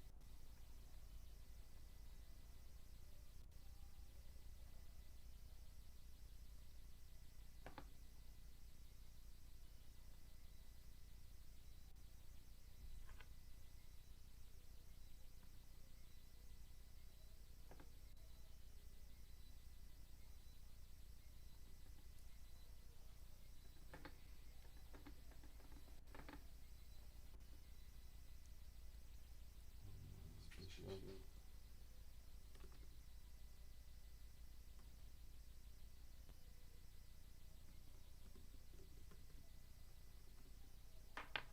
Let's go.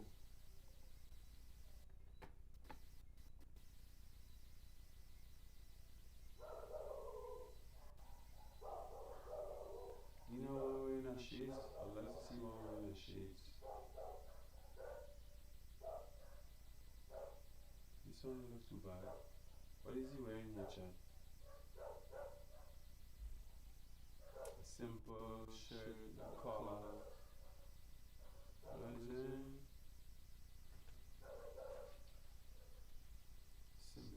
Simple man, simple guy. Let's see if I see anything else.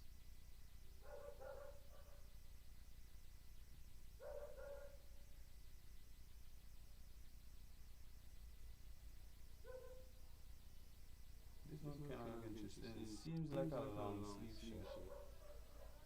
No, it's not. It's not a long sleeve shirt.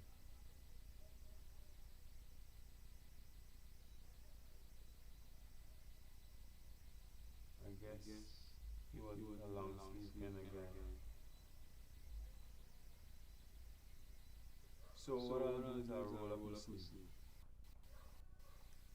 I'll roll up the sleeve, Chad. This is interesting too, but it's brown. Brown have a little open up. Should I put it in my pants? No. I shouldn't put it in my pants because he doesn't wear his shirt in his pants. Look at this. That's one area really. I'm gonna come on. What about here? Is he wearing any? No, it's not. Look. It's not. It's not. It's not. This is an interesting piece actually.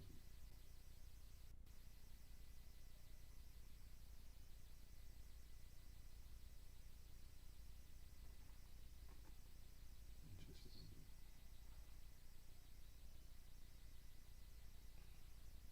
Maurice Bishop, a Caribbean hero. Interesting. Maurice Bishop is a Caribbean hero. See, most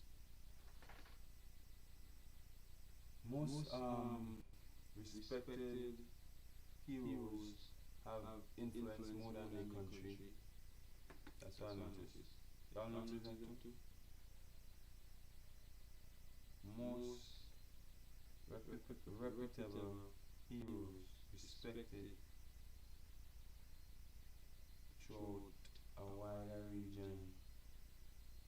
The wide respect, a big wide respect.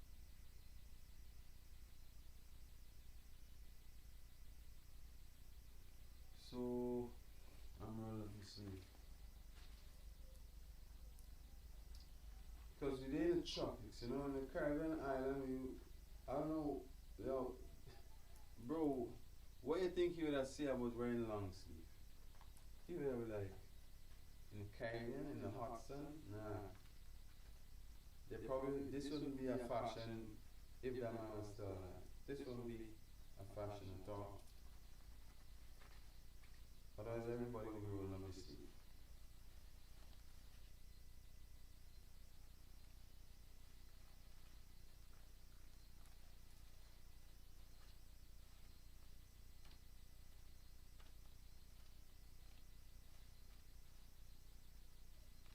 See, look at him, I don't have no tie, because that would have been worse, right? Look, this man don't even wearing a tie. Not one tie. This man wearing a business suit and not one tie in the neck. Look at this. Show me one picture where he wearing a tie. Show me one picture where this man is wearing a tie. If y'all find it, send it to me on Instagram. Email it to me. Find me on Facebook, anywhere you can find me. Find me a picture where he's wearing a tie, a necktie, and send it to me. So, That is it. I think we found our look. We found our look. We are now inspired. We have all the information about Maurice Bishop, and now we're ready to create some handmade jewelry. Y'all ready? Alright,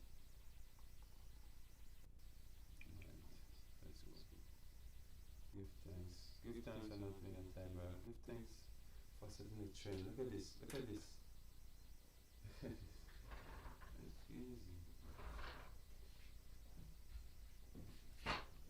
Yes.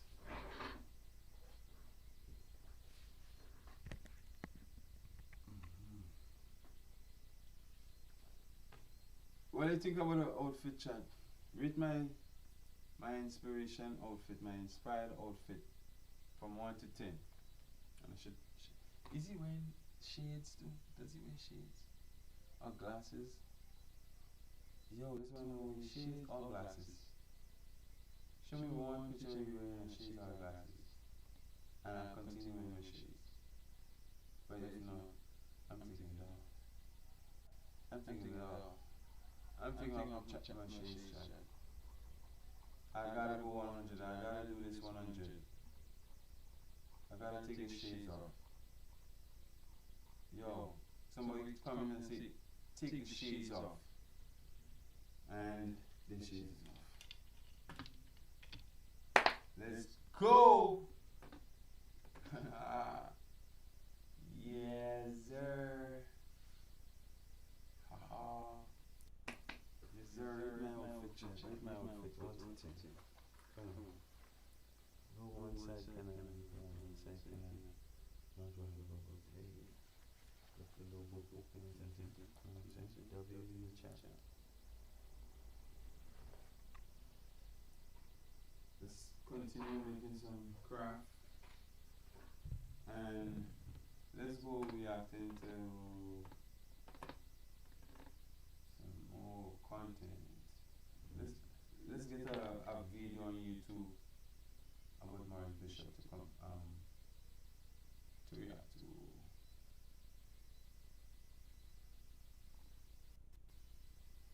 Oh yes indeed.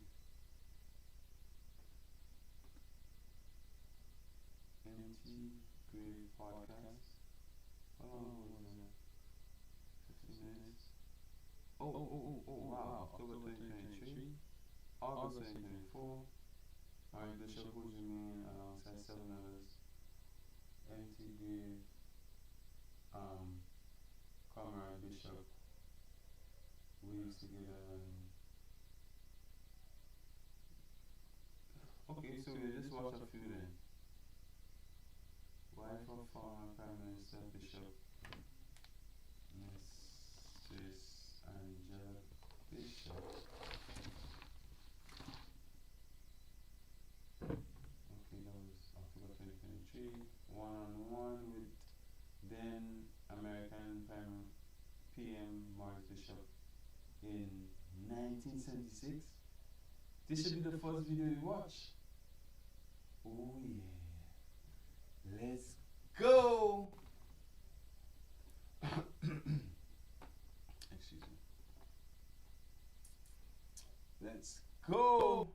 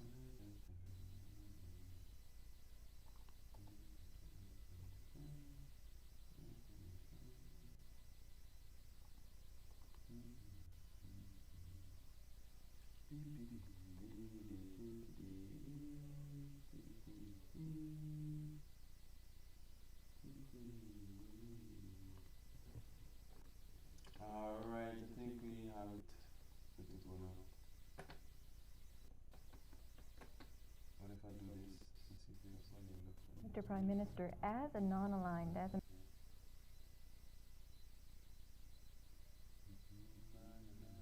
member of the non-aligned group of nations, do you feel that Dr. Castro's speech at the UN accurately represented your views? I think it faithfully. Mr. Prime. Alright, so y'all know we had to do this introduction, right? I don't know how to do this introduction, right? Y'all know we have to do this introduction, right? I think we have more seconds for this recording to finish. The first recording was still recording. I should have ended the record a long time ago. But let this recording end, and then we start another one reacting to this awesome, interesting video by Maurice Bishop. If you're excited as I am, hit the like button, hit the subscribe, turn on post notifications. Yeah, buddy. Hold on, is it 60 seconds? Let me see. Come on, finish for me, baby. Complete.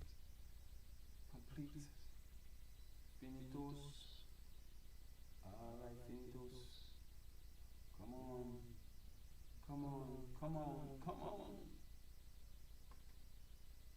Will you complete the record already so I can start recording again? Come on, man. I love the intro. You stick in. You stick in. You stick in. Stick in.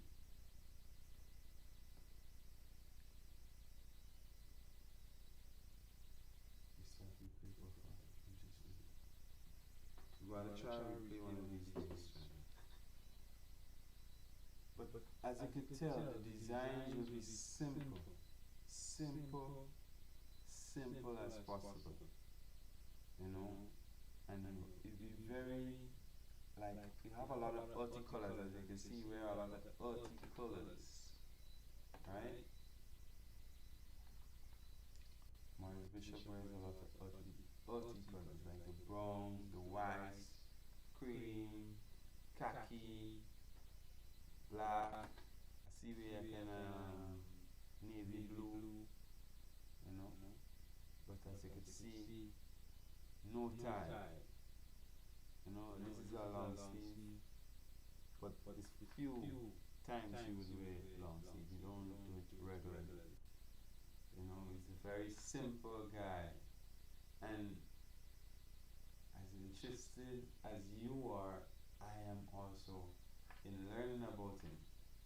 And this interview is only about 7 minutes long. It's on CTV News channel with 1.8 million subs. And can I give you more information? It was uploaded 4 years ago. It has 42K viewers, 506 likes. I'm going to subscribe, I'm going to like. I'm going to encourage you guys to do the same if you ever come across this video on YouTube. You can check it out after the stream, no problem. You can have a look. You know what I'm saying? Anyone time, we're going to react it. If I can get you commenting and, you know, giving your feedback during the stream, that would be awesome. Okay. This recording is still going.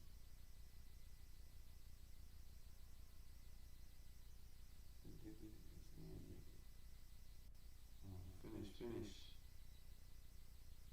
Come on, dude, give me a break. Come on, dude, give me a break.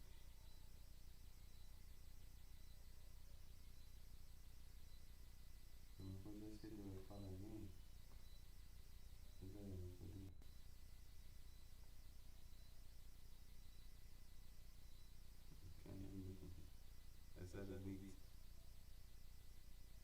I can't can't do anything. I just have to wait. I just have to wait, chat. I just gotta wait, man.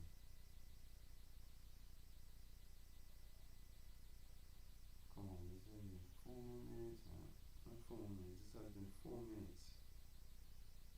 Come on, let's make it 5 and then we can leave me alone, man.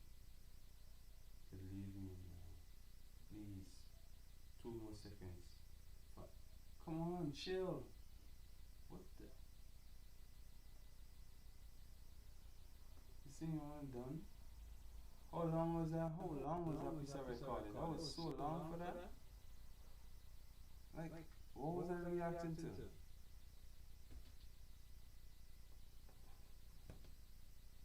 What was I reacting to? Monkey? Was I recording Monkey stream? My gosh. Because if that is, I thought I was recording, that was probably a long time ago. It was an hour ago. Like, they don't want to record this part of the stream. They don't want to, this, I don't want to record this part of the stream. Like, what's up? What's up? What's poppin'?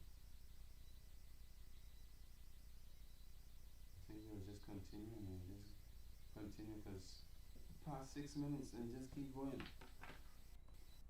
The past 6 minutes just keep going and we have to continue the show. Alright? So yeah. I'll just probably crop it later on. You know what I'm saying? But yeah. Bam, bam, bam, bam, bam. Let me do the intro here and then we go there. Welcome back to the Rep in the Green Show. By the title of this video, you will see I'm reacting to a video from the late Prime Minister Maurice Bishop. He did an interview in 1976, right?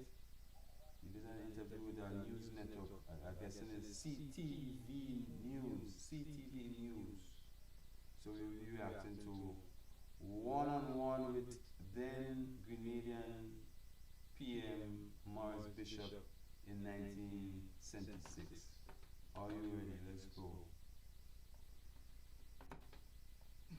Minister, as a non-aligned, as a member of the non-aligned group of nations, do you feel that Dr. Castro's speech at the UN accurately represented your views?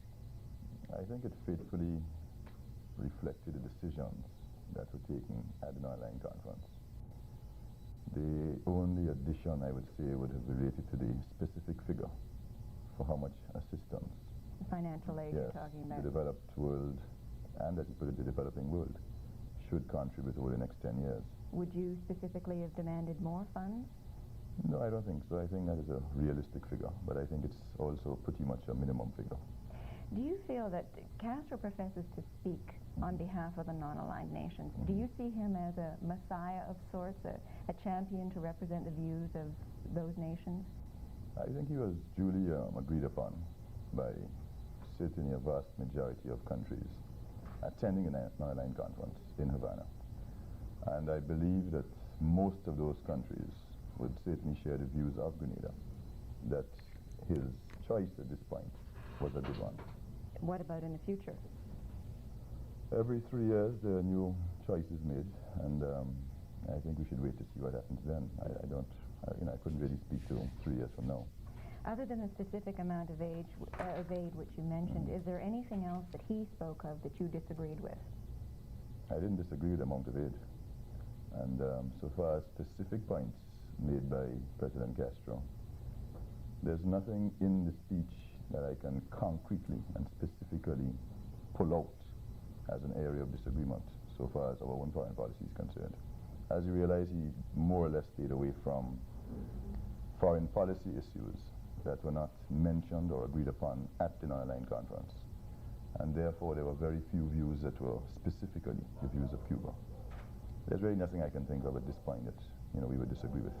Let's talk about your position within the group of non-aligned nations. My understanding was that at the Havana conference, Dr. Castro wanted to move the nations towards a Soviet bloc interest, yet President Tito of Yugoslavia wanted to move everyone to a middle-of-the-road course. That's what was decided.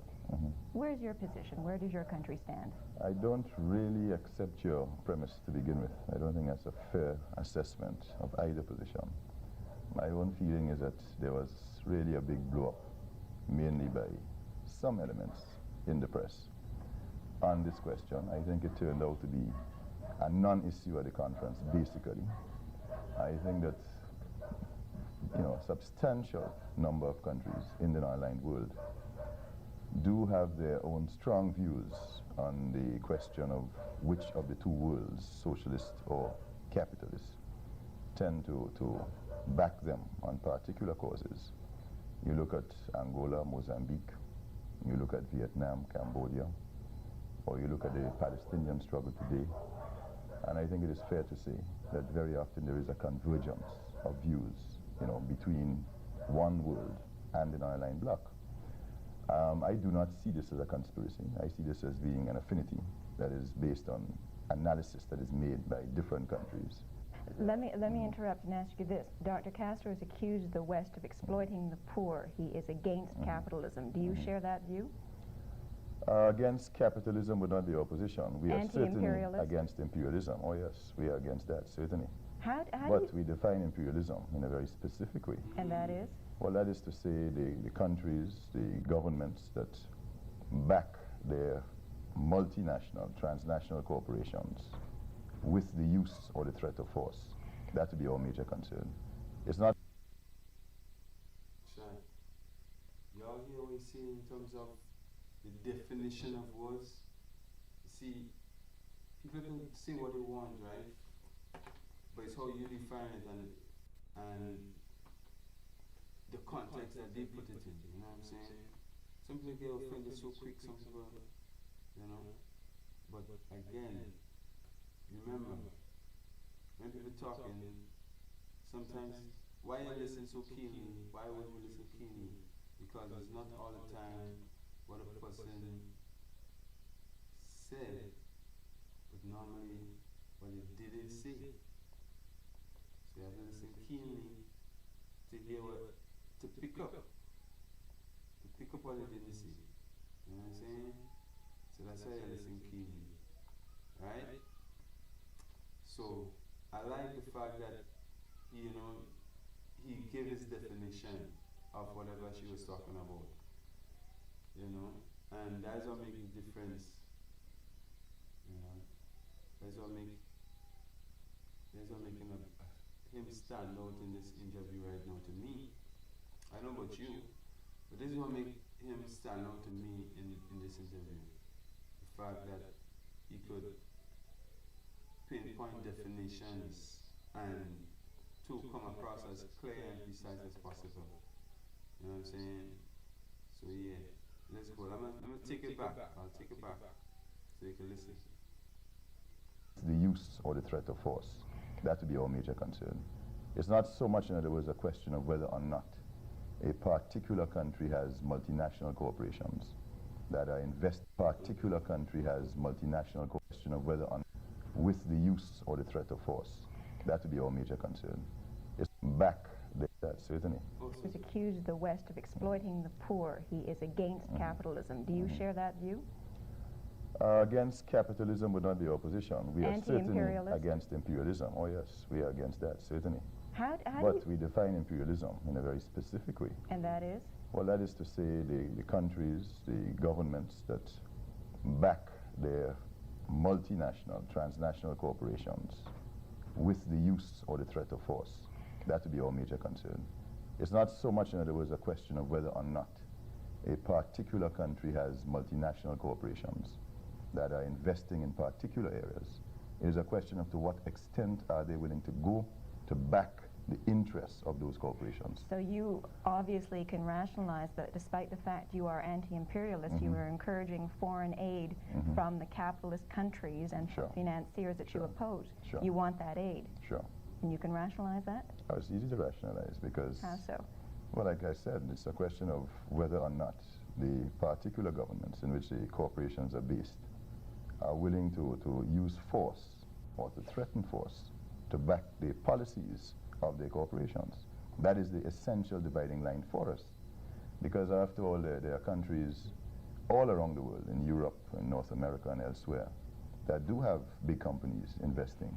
Not all of them react in the same way. What do you mean by force? Do you mean a military presence? A military presence would be included if that military presence is meant to intimidate the people of a particular region. Are you therefore against President Carter's additional employment of military presence in that area? Jamaica, Guyana, St. Lucia, Grenada have already come out with a very strong joint statement condemning this new idea. We are against it, yes. Do you welcome the idea of Soviet troops in the area? No, we don't welcome any troops in the area. Our position is that the Caribbean should be a zone of peace. So what do you think the solution is? I think the solution is for the troops to be removed. All the troops. How so? What do you think would convince Dr. Castro to do that? I don't think the immediate issue, quite frankly, is one of Dr. Castro. I think the most immediate issue here is the latest maneuvers by the Americans. And the reason I say this is that President Carter himself, in his speech, has pretty much made it clear that the troops have been there for quite a long time. He says mid-70s, probably earlier. The Cubans, as I understand, say since 62. He also says they pose no direct threat to the U.S. or anybody else in the region. Therefore, one has to ask, why then the build-up to this point? Okay, just briefly, one more question. Your country has just gone through a revolution. You're moving it along towards socialist lines. You do want foreign aid in order to get your country back on its feet again. Why are you here in Canada now? I am here mainly to speak with your Prime Minister, Prime Minister Clark, tomorrow. And to ask him what? Well, to discuss possibilities of technical and economic cooperation, assistance, and aid. Have you had any indication from our government how forthcoming they would be in that area? I would not want to make any statement on that until after tomorrow. I think we should wait to see what happens tomorrow. Okay, thank you, Mr. Prime Minister. Well spoken, brother. Well spoken. Kindness in voice. Like some of the things I think he already expected, some of the questions I think he already expected. You know? And he did his best in answering them, and I think, you know, he represents Prime Minister, that's a perfect representation of a Grenadian right there. Yep. Let's see what else we have. Resilience of Spicer, so 3 Maurice Bishop. What is this? Serious? This is a Maurice Bishop video? Share your videos with friends and family and the world. I hope this is good.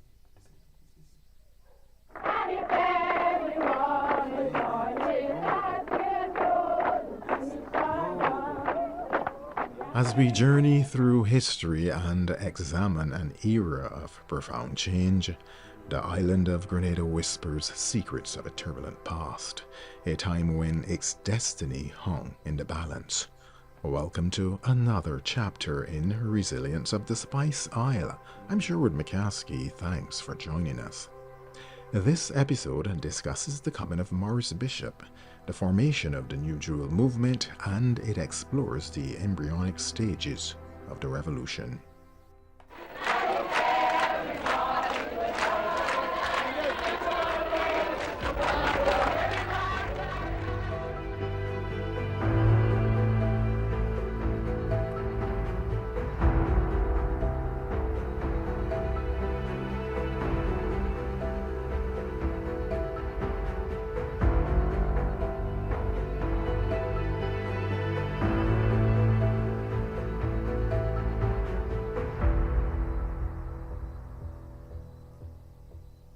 Grenada's journey through pre-revolutionary years was a tapestry woven with aspirations, dreams, and the promise of change.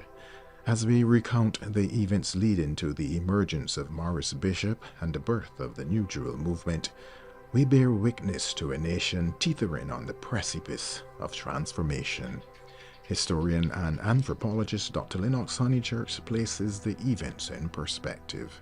We must remember too that all this time there was the pressure within the press, and it weakened, if you want, the opposition party, which once was made up of the people who once were the kind of dominant section of society. So their children, the children of that dominant sector, during the early 70s, and it happened in Dominica, St. Lucia, wherever, along that chain, went to university, either in Britain, Canada, less so the US, most of them went to Canada. And they got a bit of a shock, because when they arrived in Canada, they had been people of privilege. They had lived in houses with cooks and maids and, you know, their status. They never thought too much about it. But when they went there and they faced things like, you know, color bar and the criticism of black, as somebody said, you know, it's then that we realized that we were black.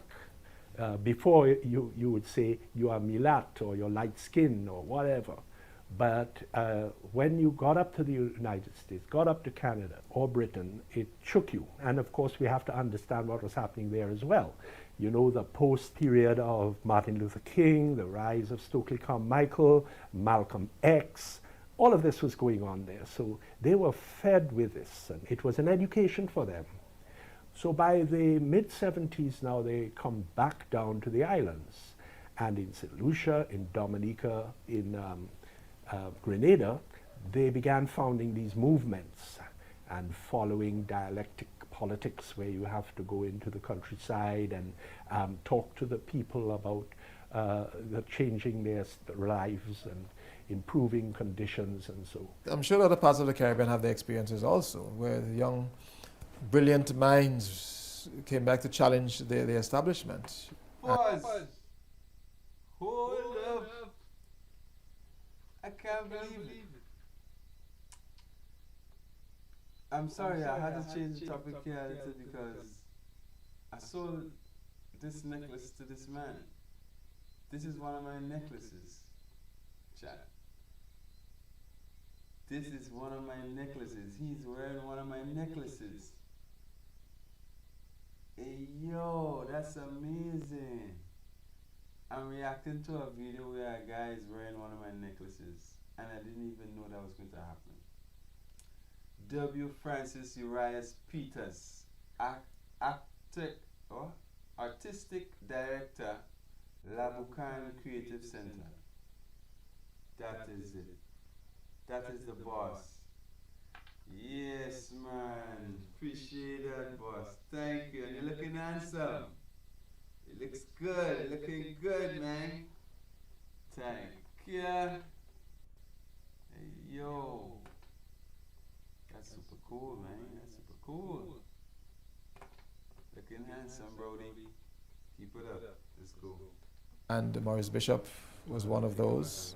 Dialectic politics, where you have to go into the countryside and talk to the people about changing their lives and improving conditions and so. I'm sure other parts of the Caribbean have their experiences also, where the young, brilliant minds came back to challenge the establishment. And Maurice Bishop was one of those. Maurice would have been, well, officially born in Aruba, of Grenadian parents. Maurice Bishop's mother was named Alimenta Lagrenade. Alimenta Lagrenade is the great-great-granddaughter of Louis Lagrenade. Now, who is Louis Lagrenade? Louis Lagrenade was a free-colored. He had become very wealthy. He had become very Anglophone at one point. And he was Roman Catholic for a long time. And then after the repression of the Roman Catholics began after the 1780s, Lagrenade left the Roman Catholic Church and joined the Anglican Church to evade that persecution. And in 1790, when the French Revolution begins to unfold in the French Caribbean, French refugees ended up in Grenada, and they say, look, you French are living very nice on the British world, there are some things we're going to do with you, and so on. And they made what is called a public declaration of loyalty to British rule. 35 leading Frenchmen, among which was Louis Lagrenade, Julien Fédon, everybody else. That's 1790. Now, by 1795, 34 of them joined revolution, chose revolution, and Louis Lagrenade remained pro-British, right? So he becomes hero of the insurrection by the 1800s. In the end, Lagrenade becomes richer because of the revolution led by Fédon. He became richer at least in one part. One part because he and his cousin, the one called Jean-Baptiste Saint-Bernard, both of them owned Montgelou estate jointly. But in 1795, Jean-Baptiste Saint-Bernard joins Fédon's group. So, Jean-Baptiste Saint-Bernard is attainted with high treason in 1795. To be attainted is when what is called judgment by legislation. And they were declared to be guilty of high treason unless they submit to justice by a certain date. Jean-Baptiste may either have been dead by then or he refused to submit to justice. But in the end, I think the British allowed Louis Lagrenade to keep his cousin's half of the estate. So Louis Lagrenade becomes even richer, right? When Maurice returned from Aruba, his education as a member of Grenada's elite began in a serious way. And one of the most important experiences is to visit the tomb of Louis Lagrenade. His tomb is very elaborate. His son built his tomb. If you should see it now, it's about 200 years old now, and it still looks impressive. Now, he died a slave owner. He owned the Mardi Gras estate. He owned the Montgelou estate. He owned ships which plied between Trinidad and Grenada and the rest of the Eastern Caribbean. And he also owned properties in St. George's itself. So he was, even by today's standards, Louis Lagrenade was a wealthy man. And that is what Maurice inherited. Maurice did not have the hang-ups of people of that social class. And that is what endeared him to the people. Now, Louis Lagrenade is his ancestor, right? He's the one who was involved in Fédon's rebellion on the other side. And it appears as though Fédon and Louis Lagrenade were just for leadership of the free-colored in Grenada. Any event, Louis Lagrenade cast his lot in with the British, and the rest is history. He picked the quote right on quote side. Now, that lived with Maurice basically for most of the rest of his life. I have a friend now, Maurice Patterson, he's now dead. He told me, he says, I tell Maurice, I say, how you could be a revolutionary and your ancestors were anti-revolution and so on. And Maurice Patterson claimed that challenge he put to Maurice earned him a stay up the hill. Up the hill is a euphemism in Grenada for in prison, right? Some argue that it was because he was the scion of a prominent family going back more than 2 centuries that he got this leadership position. And some say no, he was naturally a leader and so on, gifted, and he had the gift of the gab. You ever seen a recording of Maurice Bishop speaking? Electrifying. For us to have moved forward in our country, to have doubled the number of doctors and quadrupled the number of dentists, and move from 1 dental clinic to 7 dental clinics, and to have made hospital care and medical care free of all cost for our people, to have introduced a low-income housing scheme, a housing repair program, to be in a position to distribute milk to our people free, to be able, as of 2 months from now, to have secondary education completely free for the first time in the history of our country. I remember when you would hear Maurice Bishop speak, you would say, goodness gracious, I am proud to be Grenadian. He lifted our spirits, and you felt as if Grenada belonged somewhere in the world, and we had a right to be. You know, when I listen to your own Prime Minister today, it takes me back to the time when I was so proud of mine. I am still proud of mine now. But we went through a period in the Caribbean where we longed for political leadership, a kind of activist foreign policy that really reinforced the fact that we matter to this world, you know, and the Grenada Revolution really did that for me. I'm not surprised that I studied international politics, because as a little girl, my consciousness was heightened during that period. I was learning about apartheid and imperialism at 12 years old. And it really made a difference to my social consciousness. So he comes from this very prominent Grenadian family going back 200 years. He returns with his family to Grenada right in the middle of that social unrest at which Eric Gary was at the center. So he was about 7 years old at the time and so on. He has another interesting distinction. Today, one of the most prominent banks in Grenada is Grenada Cooperative Bank. It was established in 1932, and his family, from since the early times, were very supportive of the bank. What is important here is that in 1946, one of his aunts living in Grenada purchased shares on Maurice's behalf. So Maurice is at about 2 years and a half. He becomes one of the youngest of the shareholders of Grenada Cooperative Bank. We can see that the family had those aspirations for Maurice. His father wanted him to be a doctor and so on, but he chose law and they respected the decision and he became very prominent. He went to school, he did very well in school. Maurice would have gone to Presentation College, would have gone off to study law in the UK, and would have been influenced by different personalities of the time.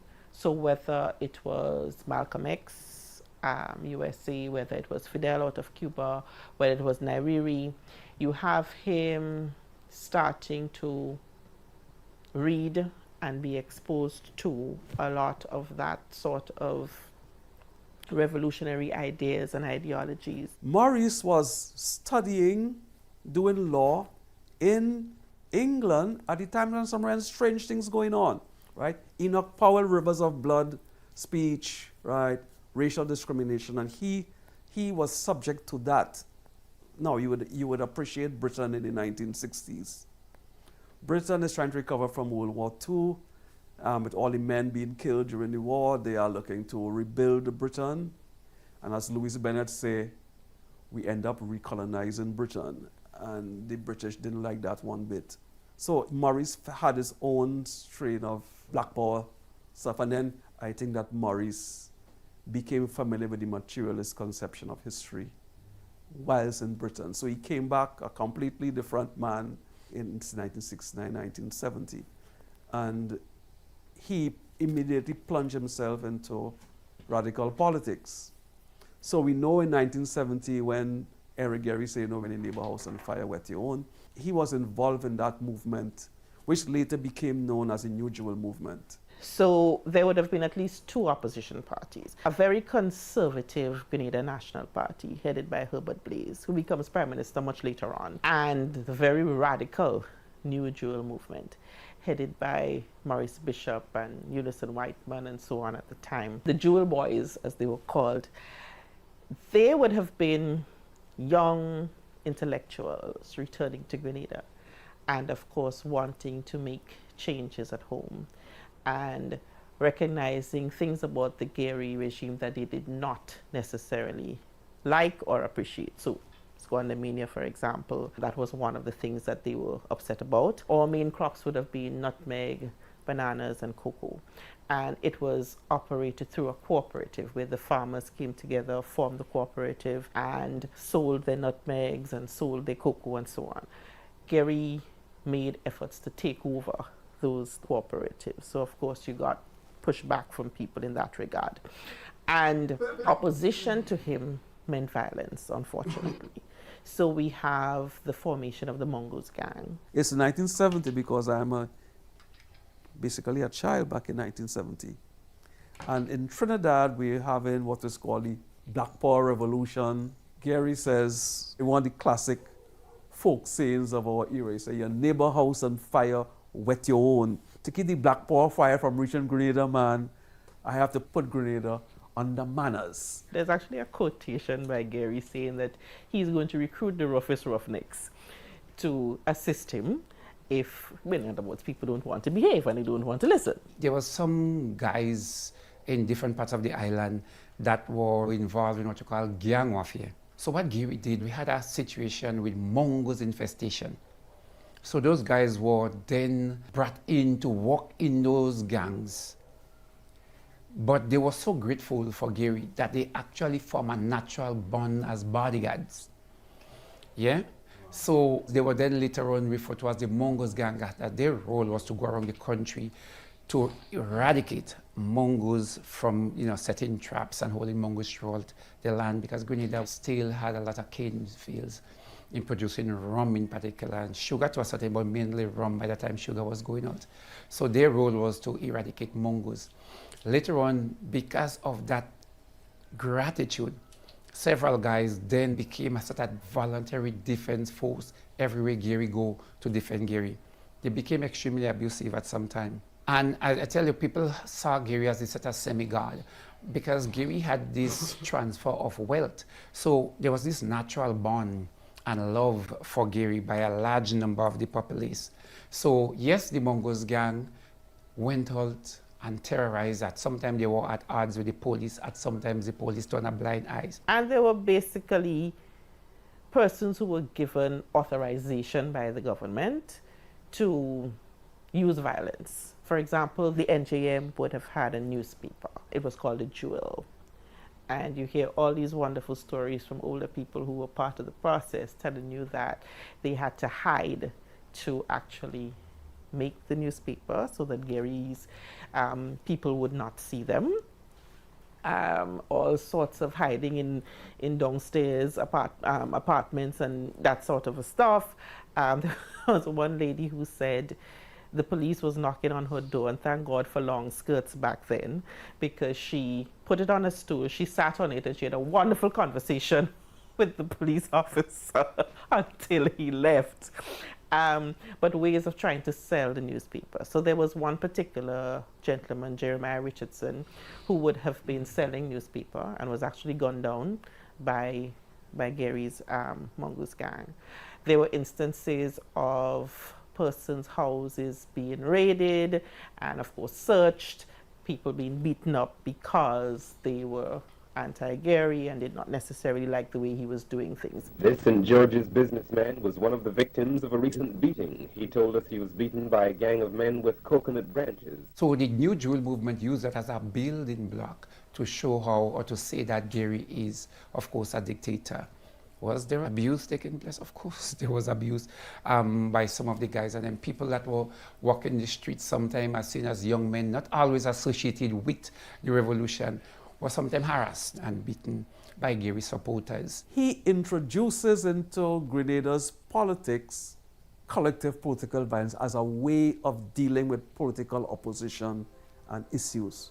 Gary's response to those who opposed him. Meanwhile, a new movement led by Maurice Bishop is being formed. So NJM, New Jewel movement, would have been the combination of two groups. MAP, Movement for the Assemblies of the People, and Jewel, Joint Endeavors for Welfare, Education and Liberation. Yes, it's a long name. MAP was an organization that started in the south of the island, St. George, with Maurice Bishop and Kenneth Dix. The Jewel would have been coming out of the parish of St. David, and the main persons there would have been Unison Whiteman, Teddy Victor. Now, Jewel was this organization geared for educating the masses, building up libraries, forming agricultural cooperative, challenging the status quo to a certain degree, and then MAP emerged. And there was a major occurrence at La Sagesse. Both organizations came together and they eventually formed what they call the New Jewel movement. It started when they had a trial. They put Gary on a fake trial. That was done in the La Sagesse area. The person that owned was called Lord Brownlow. They barricaded the beach. Now, in our constitution, the beach belongs to Grenadians. Nobody can really own the beach. So they blocked the beach and they had a fake court hearing and they tried Lord Brownlow, and it was then decided that he was guilty. So the people then moved after the trial and they broke down the entrance and liberated the beach. And that formed the New Jewel movement. And from then they start mobilizing. As I said, they had cells and they start mobilizing in the various areas. When MAP and Jewel joined and became NJM, there were two coordinating secretaries. Maurice and Unison. With time, as the new jewel changed, the leadership of it would eventually morph into Maurice as Prime Minister and Bernard as Deputy. When the jewel would have been its early stages of the NGM, Bernard Court would not have been physically in Grenada. Quite interesting. Meanwhile, political independence is imminent, and the new movement continues its opposition to Geary. This time around, it is manifested in the convention at Simon Pavilion on May 6, 1973. There is the People's Congress at Simon in 1973, and they were marching for what it was anti-colonial because they were discussing independence. And we say, we want independence, this flag and anthem thing, we want a more meaningful independence. It's almost the same thing that they were doing in 1795. So it is a series of events which the revolutionaries planned, and Bishop and company were involved in it. And so the New Jewel movement was the springboard that joined with the GNP and started opposing Geary. Remember at the time, Geary came in an era where your very hair, your skin, your nose, you were looked down upon. And not only that, in Grenadian context, the fact that this leader, who was probably darker than I am, he came as the ultimate champion of the people, and that was an insult for some of the elites. So that was one. Secondly, he was a country boy, so that again offered a lot of resistance. The two organizations came together and opposed Geary, and they claimed that probably he had dictatorial tendencies. So Geary did react. There were groups of people that supported Geary, that reacted to the opposition. The NGM was a well cohesive group. They adopted or accepted the ideology of socialism, Marxism-Leninism, led by Maurice Bishop, Kenrick Radix, and so on. That ideology was partly, not fully, but partly embraced by the Jewel factor, the Teddy Victor, etc., who later on kind of disassociated with the whole New Jewel and the trust for socialism in Grenada. But by and large, they galvanized a lot of support, and they galvanized a lot of support with some of the youths. So in Grenada, you had that time a sort of dichotomy where you had the older population revered Geary as almost like a semi-god. And then you had the young people who saw him as a dictator. So your parents supported Geary, and the children opposed Geary, and a lot of them supported the New Jewel movement. So that is what was really happening in Grenada in the 1970s. Then they developed cells, and the cells was used as a way to have cadres going out to, in a sense, spread, learn, and then teach the ideology of socialism, Marxism-Leninism. And they had different areas in the country where they would set up cells, and people would go and form study group. And this study group would then try to influence other people into believing. Remember at that time in the same 70s, the New Jewel movement formed a wing, apart from the ideological cells that they developed, they formed a wing called the NLA, National Liberation Army. Is a very shadowy body, was born out of that security force which was set up to guard and control meetings. The National Liberation Army would have been the forerunner to the People's Revolutionary Army. So the National Liberation Army would have been men and women who would have been trained, of course, undercover, to be able to do the coup d'etat of March 13th. Once the coup d'etat takes place, the National Liberation Army is dissolved, and members of that National Liberation Army, quite a number of them, form the People's Revolutionary Army. There were at least one or two people who did not move on from one to the next, but quite a number of them did that seamless transition from NLE now to People's Revolutionary Army. And Lane would have been one of them. That period there, just before independence, when you have a meeting, let's say Sotes, the advance party would go up maybe a day or two before, check the place out, where you have to leave your arms and so on, in case of anything, and then you go back. A military operation, basically. So the security may have come from the need to protect the security of the leaders, especially when they came to speak and so on. I came to know people who were involved. The original board, I think, was 12. They used to call them the 12 apostles. And 12 of those NLA men went to get military training and they went to Guyana. There were also guys from the Sandinistas that came to Grenada. There was an organization called CLAT, C-L-A-T at that time.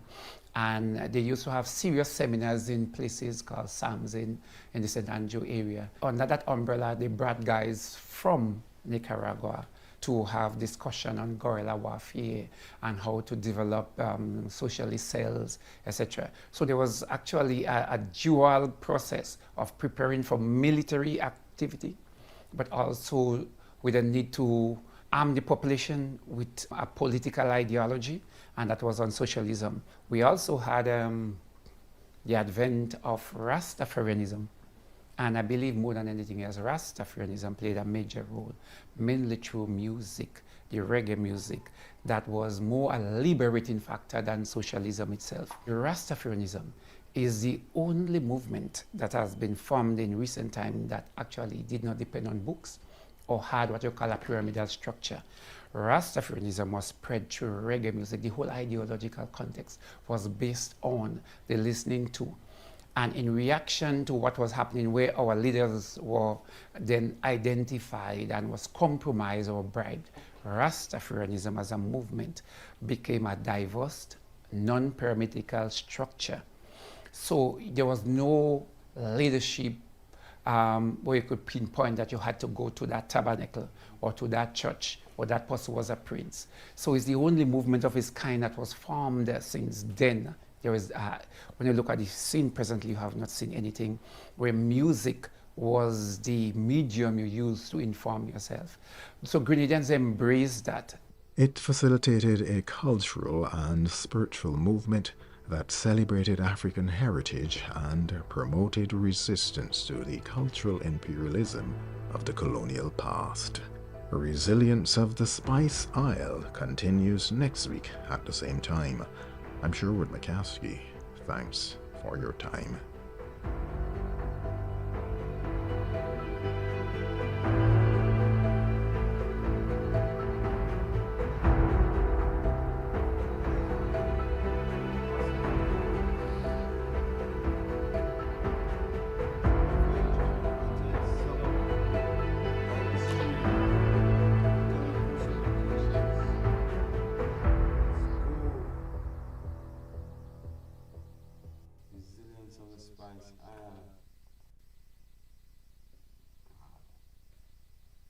Episode 3.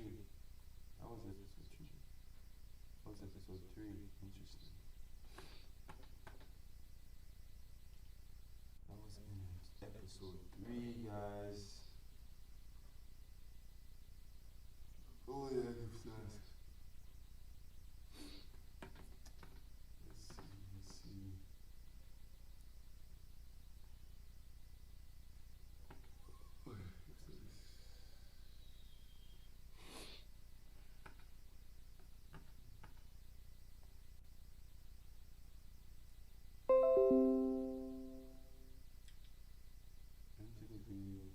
Bishop.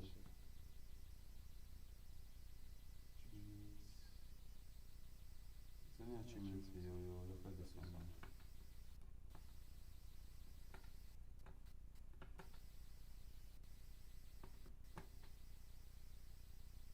Hold up. Peabody Awards. August. Wow. Hey, Luckner. Chat. Welcome back to the stream. Welcome back to the stream. As you can see by the title of this video, let's get straight into reacting to another Maurice Bishop video. This one is called The Empty Grave of Comrade Bishop Weaves Together in Intimate Chronicle of a National Mystery and pivotal chapter in Caribbean history. Let's go. So, since award is for my island of Grenada, I figured I'd spice it up a little bit and do it in my mother's accent. Pause, please. I pull up that, and sorry, I didn't change the screen, but I'm changing it now. Alright, here we go. Here we go. Enter live screen. And we do it.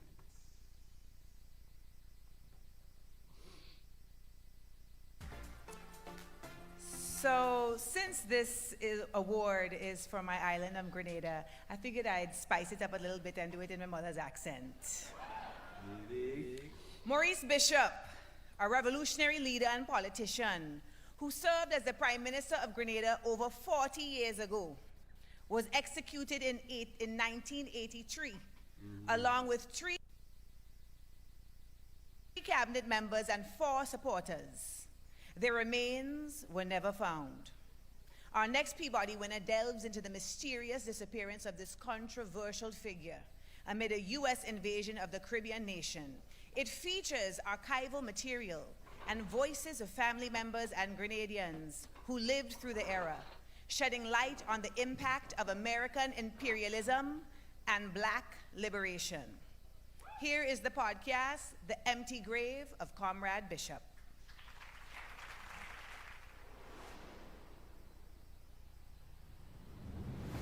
Do you think it's accurate to say that Maurice Bishop was assassinated during a coup?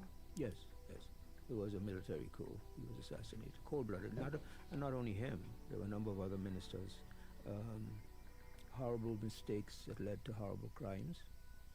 And exactly 1 week later, October the 25th, the U.S. invaded, and as I say, the rest is history.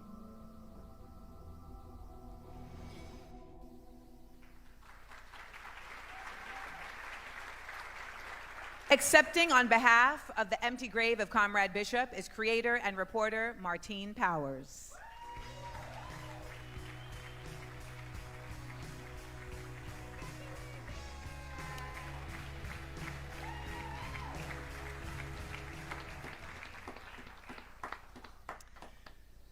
Not every journalist has the chance to investigate a story like this one, a 40-year-old mystery on a Caribbean island with revolutionaries and diplomats and scientists and U.S. Army Rangers and a group of very eager high school detectives. So we as a team feel so privileged to have been able to share this reporting. We want to thank the Peabody Awards for this honor. I also want to thank my parents for everything that they did to support this, including letting me record them secretly for the podcast and not getting mad about it afterward. And we want to thank our many sources who made this podcast possible, including Corporal Earl Brown. He's a former intelligence officer for the Jamaican military who is here tonight. We spent 2 years trying to track him down so he could share with us these words that I will remember forever. I know what I saw. We are so grateful to Corporal Brown and to the many other voices, and in particular, West Indian voices, who made this podcast possible. Thank you so much.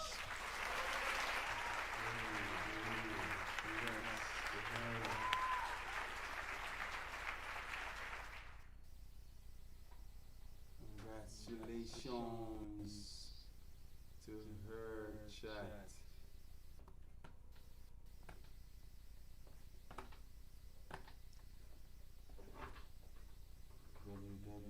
Stream,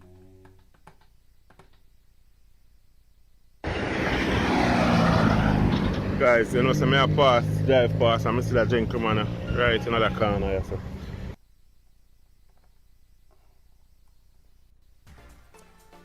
So.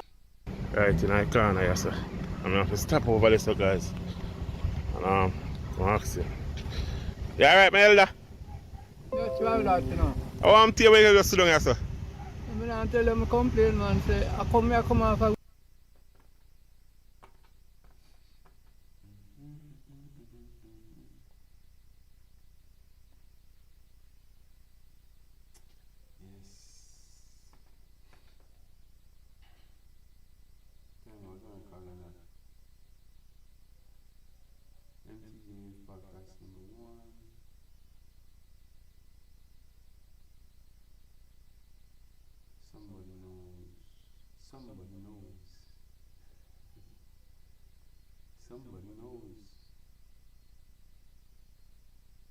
They listen to the Empty Graves podcast, guys.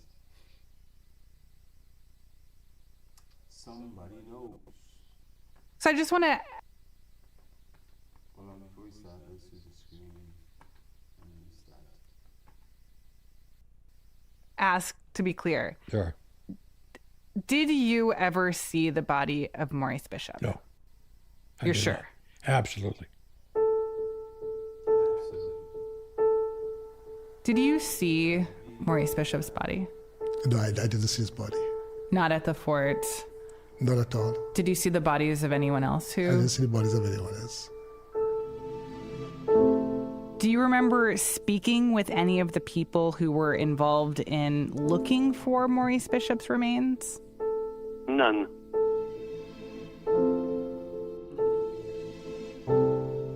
Somebody knows. Over the past 2 years, I've asked a lot of people some version of this question. What happened to the body of Maurice Bishop and the bodies of the people who died with him? What do you know? No, I have no idea. What do people think happened? Well, people speculate, people say different things, but the people who are behind it never say, so you will never know.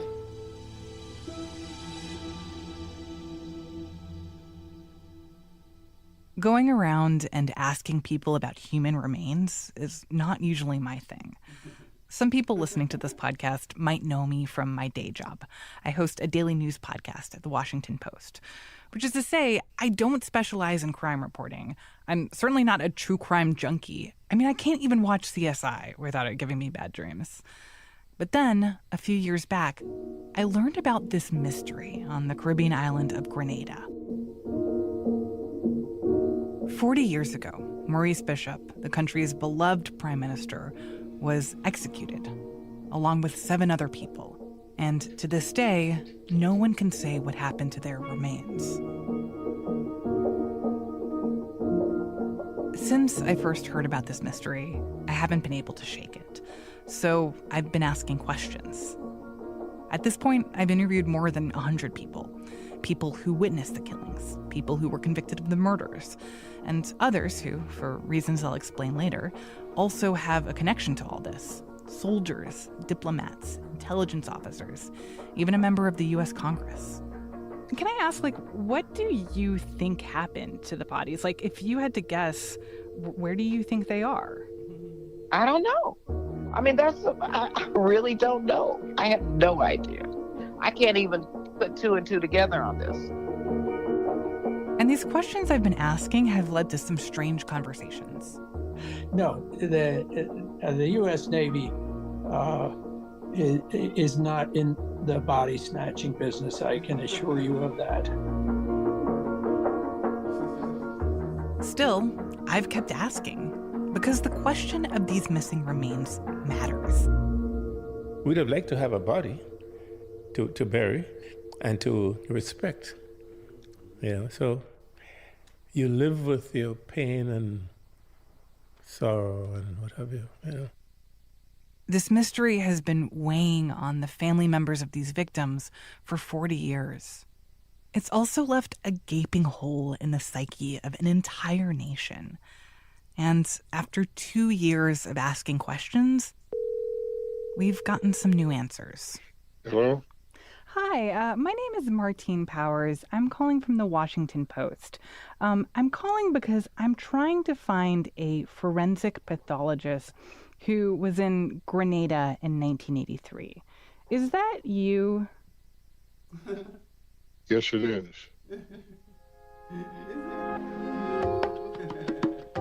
These answers offer new insight into what happened to the bodies and the role that the U.S. government played in shaping this crucial part of Grenada's history.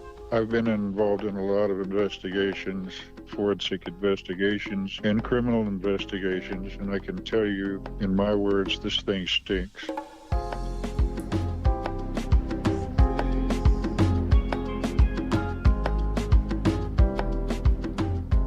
From the Washington Post, I'm Martine Powers, and this is The Empty Grave of Comrade Bishop.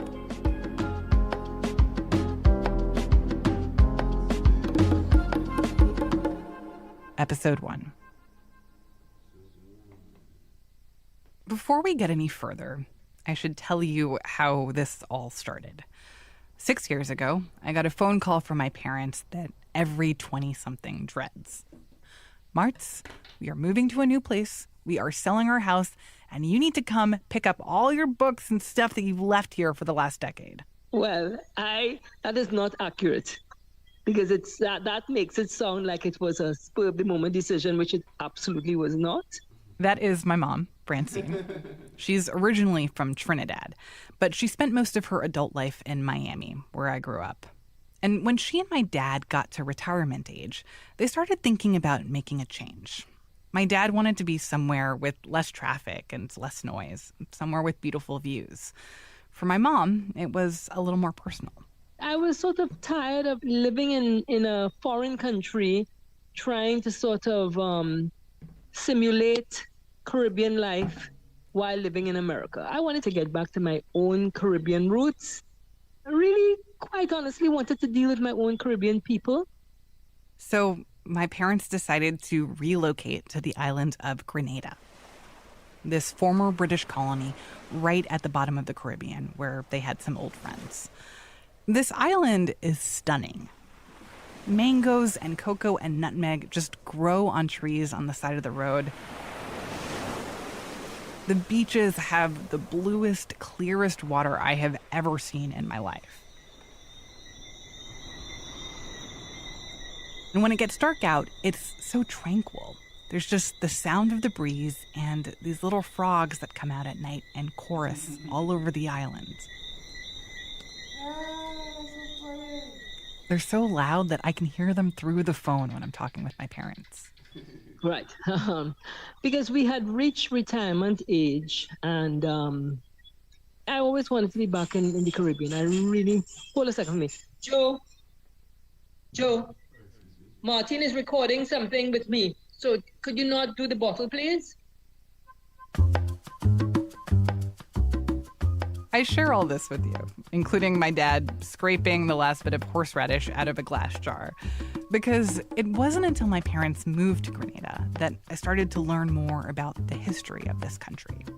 And as part of that, I learned about this radical young lawyer named Maurice Bishop. In the late 1970s, when he was just 34 years old, Bishop led a revolution in Grenada.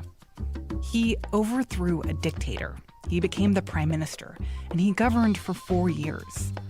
I learned about how this prime minister was adored by Grenadian people. Some of them knew him as Comrade Bishop. He identified as a socialist, believing that the government had a responsibility to provide education, healthcare, and jobs to all Grenadian citizens. But he was also controversial. Bishop spoke out against American imperialism. He was close to Cuban President Fidel Castro, who gave Grenada weapons and military training.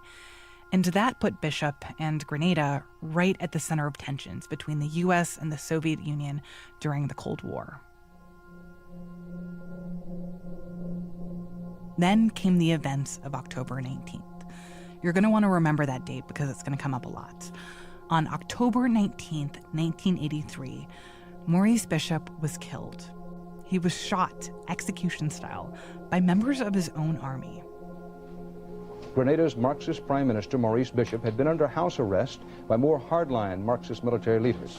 3 cabinet members and 4 of his closest supporters were there too, killed in the same way, right next to the Prime Minister. There, soldiers commanded by Cuban-trained General Hudson Austin shot and killed Bishop and several of his cabinet ministers.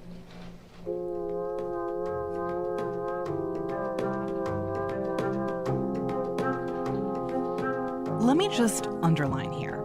The executions took place in the courtyard of a military fort in the heart of Grenada's capital, in broad daylight. Plenty of witnesses saw it happen. Even more heard it happen. Everybody knew who did it. 17 people were ultimately convicted, some for planning the murders and others for carrying them out. They spent more than 2 decades in prison. So there's no question of how this group of people died. And that's part of what makes this all so strange. Because shortly after the executions took place, this fact became clear. The remains of Prime Minister Maurice Bishop and his 7 allies were missing. And like I said before, 40 years later, their remains still have not been recovered. Their families have never been able to bury them or hold a proper funeral. The people who went to prison for their murders say that they don't know what ultimately happened to the bodies. And here's another thing you need to know. 6 days after the executions, the United States launched an invasion of Grenada. I'll explain more about that in just a second, but that's all to say, these bodies went missing during what was almost certainly the most chaotic and frightening week in Grenada's history. The bodies of all 8 people who were executed are unaccounted for, 7 men and 1 woman. And the question of the whereabouts of these bodies has haunted Grenada to this day. The more I learned about all this, the more questions I had, and I wanted to get some answers. My mom warned me that this wouldn't be easy. By and large, Martha, a lot of people don't talk about it. A lot of people don't talk about all that, you know. She wasn't wrong. There are a lot of people who don't like to discuss this.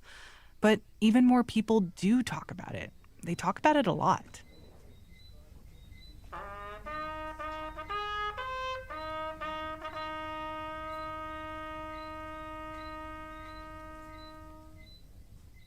So right now, we ask to do a roll call, and we're asking everyone, after each name that is called, to say present. And in the meantime... Last year, around October 19th, 2022, I was in Grenada. I was there to experience for myself this anniversary and how people remembered it. Evelyn Bullen, manager, M.A. Bullen and Sons Limited Insurance. Jacqueline Kreff, Minister for Education. Norris Bain, Minister for Housing. I attended a ceremony that's held every year, commemorating the dead. This was at that old colonial fort where the executions took place. I stood right at the site where these people were killed. As we continue to request for any information, everyone who knows about the bodies of our loved ones, please come forward. And to me, one of the most revealing parts of that visit happened when I was just at my parents' house. It was Friday night, 8 o'clock. The frogs were chorusing outside. My mom was sitting on the couch watching TV with the volume about 30% too loud. She had the local news on. And then this program started.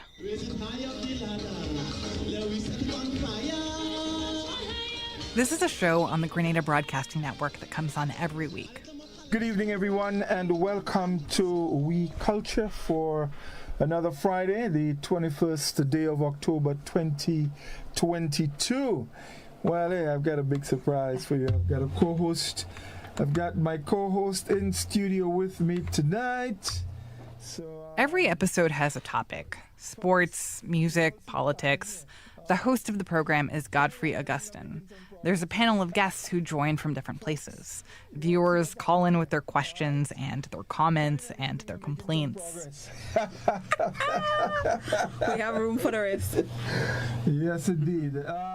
This program is both charming and chaotic in all the ways you'd expect from public access television. So there are people calling in with bad phone connections, people not knowing how to use Zoom.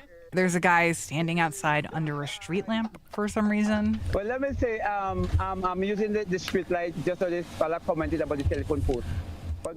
And then they finally get into that evening's topic. Wow, I am very excited about this evening's program. As the topic says, mystery in our history. The mystery? It says in a graphic on the bottom of the screen. Quote, "Where are the bodies?" I was a child around the time of the revolution, and we need some perspective to know as much as possible the facts about everything. Every year we do this program, and it seems like we never get enough. Yes, indeed. There's a lot, and one of the things that we hear about a lot is the issue of closure. And how would we eventually bring closure to this mystery in our history? And on October 19th was responsible for creating that mystery. What you don't hear in this program is an explanation of what happened on October 19th. They never even specify what bodies they're talking about because they assume everybody already knows. Instead, the conversation is all about answers, or what the answers might be. No one knows for sure. So what you hear is a lot of theories. Okay, let's go back to the telephone. We called you. Good evening. Hello, good evening. Yeah, good evening, caller. Yes, it is very strange. There are people in Grenada now who know what happened with the bodies. They must know they were part of the revolution, they were there. So why is it so difficult to get the truth from them? Thank you very much. Thank you very much, caller. Thank you very much indeed. Okay. All these listeners agree. There must be some conspiracy at work. Someone deliberately disappeared the bodies. But the question is, who and why?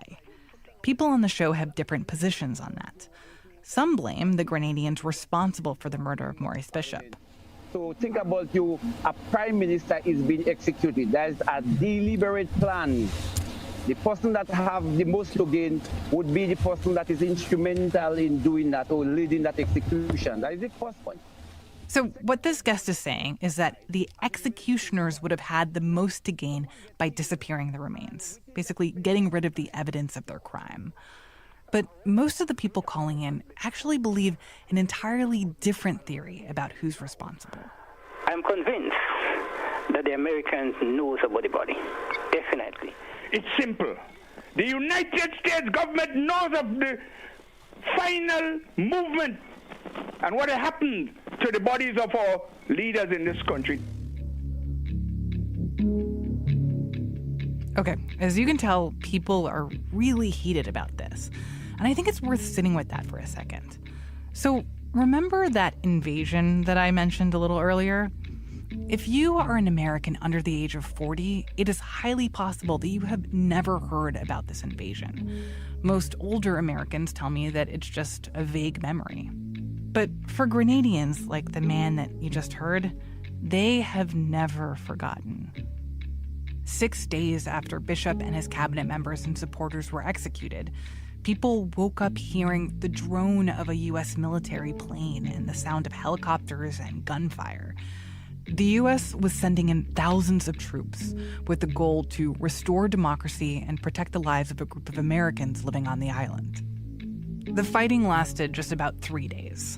The U.S., assisted by troops from neighboring Caribbean islands, easily overpowered the Grenadian military, which had been backed by a small Cuban force. In reporting this podcast, I've spoken to plenty of Grenadians who were grateful to have the Yankees, as they called them, come in and bring back order. But Grenadians weren't naive. The U.S. was a superpower with its own political motives. And as years went by, many Grenadians became suspicious of whether the U.S. had anything to do with the disappearance of the bodies. There's been a cover-up on the disposal of the bodies of the people killed there on that day. And that's why you're hearing the people on this TV show get so worked up about this. The bodies were not buried here at all, but they were taken by the U.S. to some place that nobody knew.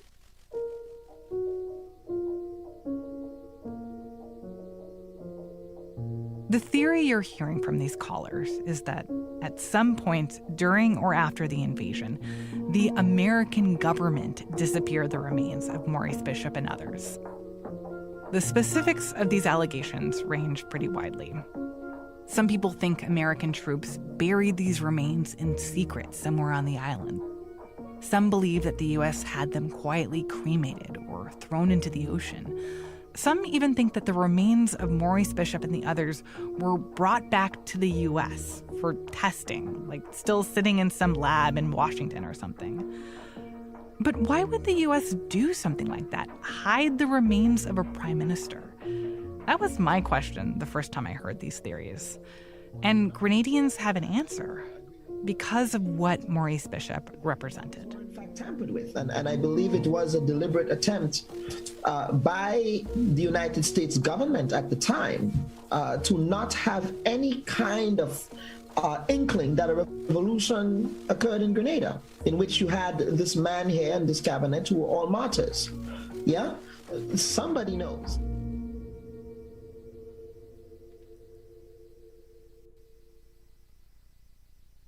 As I said, Bishop described himself as a socialist who wanted to elevate the working class.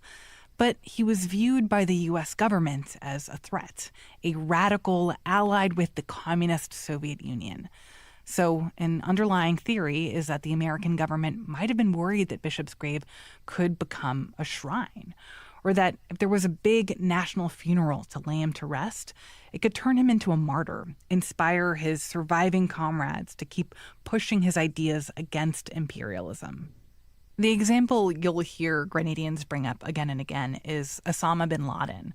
The U.S. government knew that a shrine to bin Laden could be dangerous, so they buried him at sea, made sure those remains were never recovered. Did it all over Latin America. No evidence, no shrine, no martyrs, no enemies. It's as simple as that. I just want to be clear. What you just heard from the people on this show, this isn't some fringe view. I can say from my many conversations with Grenadians over the last few years that it is a widely held belief that the Americans know where the bodies are. The country's diplomats, journalists, historians, many of them say that they are certain about this. Even the current Prime Minister of Grenada, Decon Mitchell. Do you think that the U.S. has been dishonest about their role in this, or that they've covered up their actions? Well, the fact that we don't know certainly points to that. I mean, we have to be real. Grenada is a dot compared to the U.S. If you got here in 6 days after the execution of Maurice and so on, and if you were able to relatively take control of the island, I think you probably would have some influence as to what would have happened and where the bodies were. So I certainly think they know.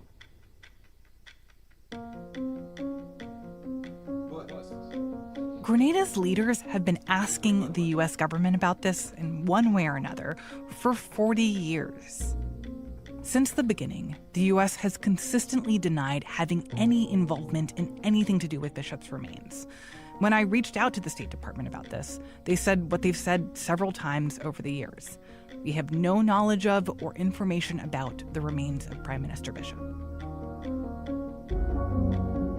In my interviews with people who were in the State Department or the White House or the military back in 1983, they've responded in a similar way. In fact, they think it's kind of ridiculous that the U.S. would care enough about the politics of this island to orchestrate some plot to abscond with the remains of her prime minister. But you need to understand, back in 1983, it was the height of the Cold War. The U.S. was engaged in an existential battle against communism, which was seen as a threat to capitalism and American democracy. Ronald Reagan was in his first term as president of the United States, and he did care about Grenada. He cared a great deal. Grenada, we were told, was a friendly island paradise for tourism. Well, it wasn't. And as you'll hear after the break, Reagan was willing to sacrifice American lives, international credibility, and a massive amount of money to influence the future of this place. We got there just in time. We'll be right back.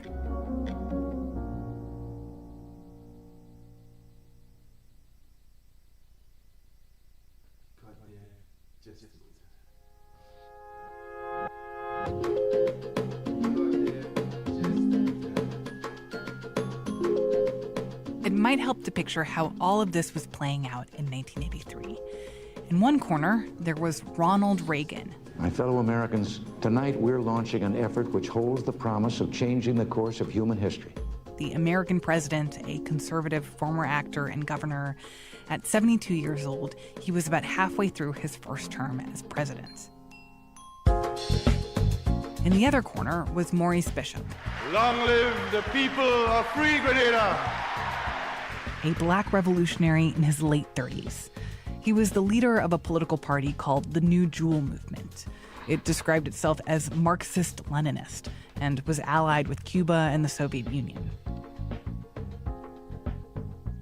On March 23, 1983, President Reagan delivered a speech from the Oval Office.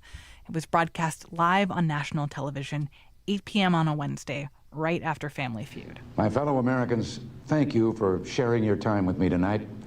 The subject I want to discuss with you, peace and national security, is both timely and important. Later, people nicknamed this address Reagan's Star Wars speech. That night, Reagan was laying out an argument to increase military spending. That budget is much more than a long list of numbers. For behind all the numbers lies America's ability to prevent the greatest of human tragedies and preserve our free way of life in a sometimes dangerous world. Among other things, Reagan wanted to spend billions on new technology that would zap nuclear missiles out of the sky. Hence the Star Wars reference. The message was, if I can paraphrase Reagan here, the U.S. military needs to get its mojo back.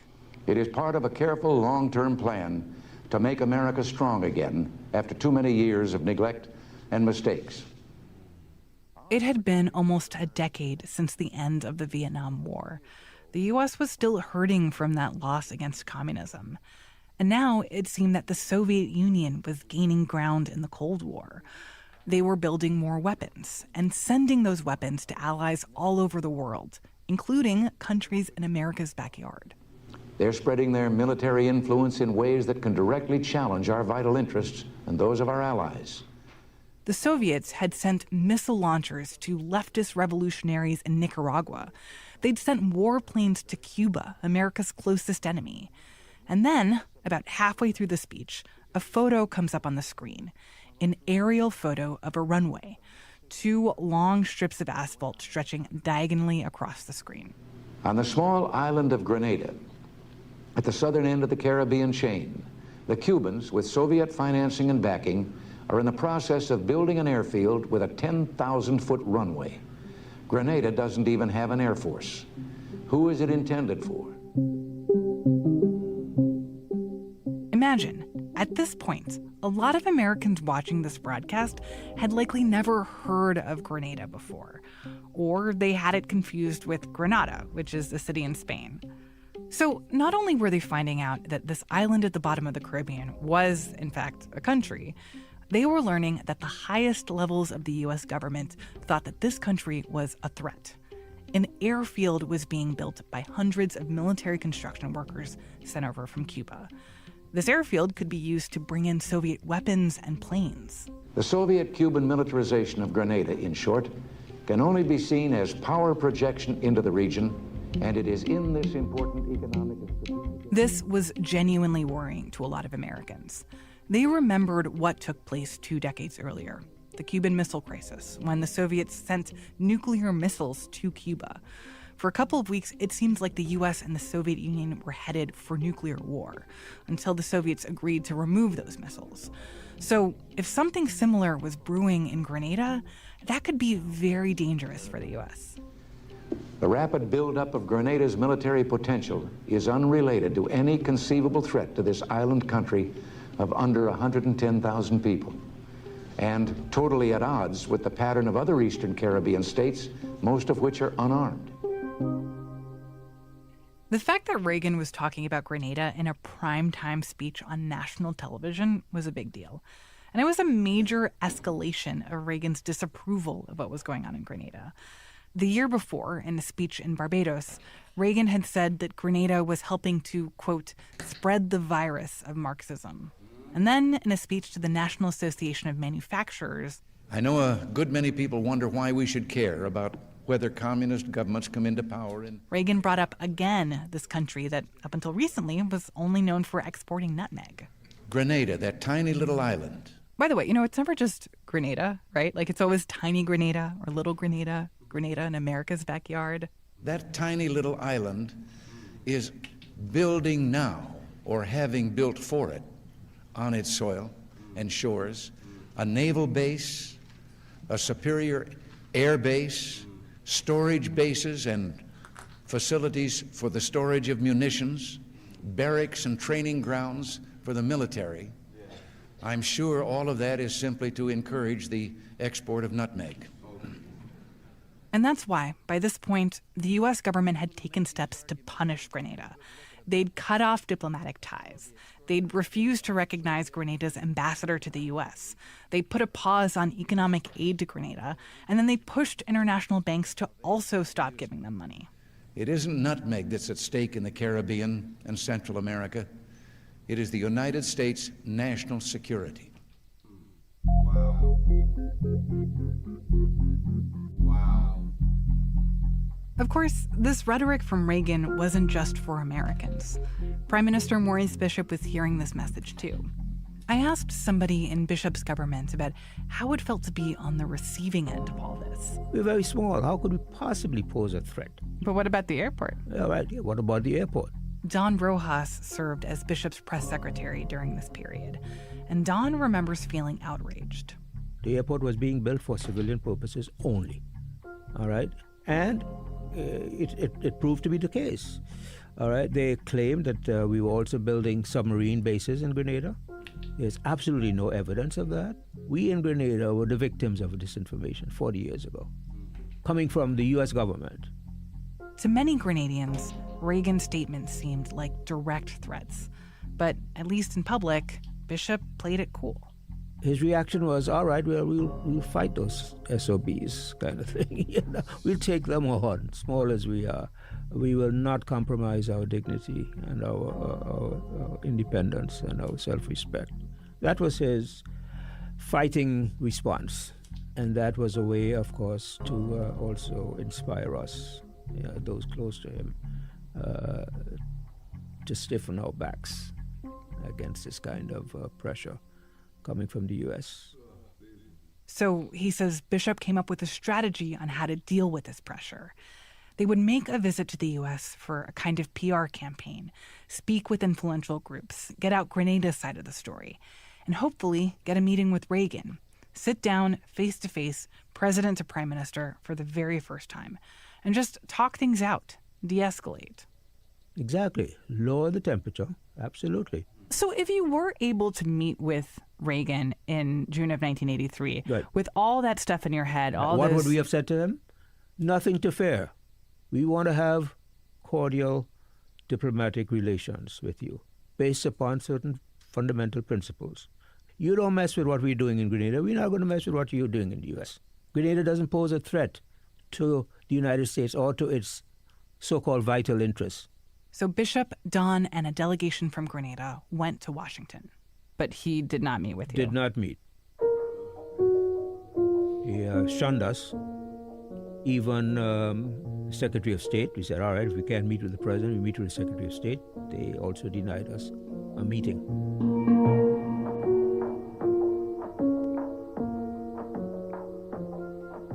They did end up getting a meeting later with a deputy secretary in the State Department, along with a national security advisor. What they were told was, this is American policy. There would not be a higher level meeting until Grenada cut ties with Cuba, which Bishop was not going to do. During this trip, the Grenadian contingent also went to New York City. And there, a lot of people wanted to get some FaceTime with the Prime Minister of Grenada. An event was set up where people could hear him speak. It was held in an auditorium at Hunter College on the Upper East Side of Manhattan. The event itself was completely sold out, standing room only, and there was an overflow into the street. So they had to put up loudspeakers outside there must have been several hundred people who could not get into the auditorium, waiting outside and listening to the speech. By the time Maurice Bishop took the mic in that auditorium, he was no longer in diplomacy mode. He was ready to throw some punches. Greetings from the free people of revolutionary Grenada.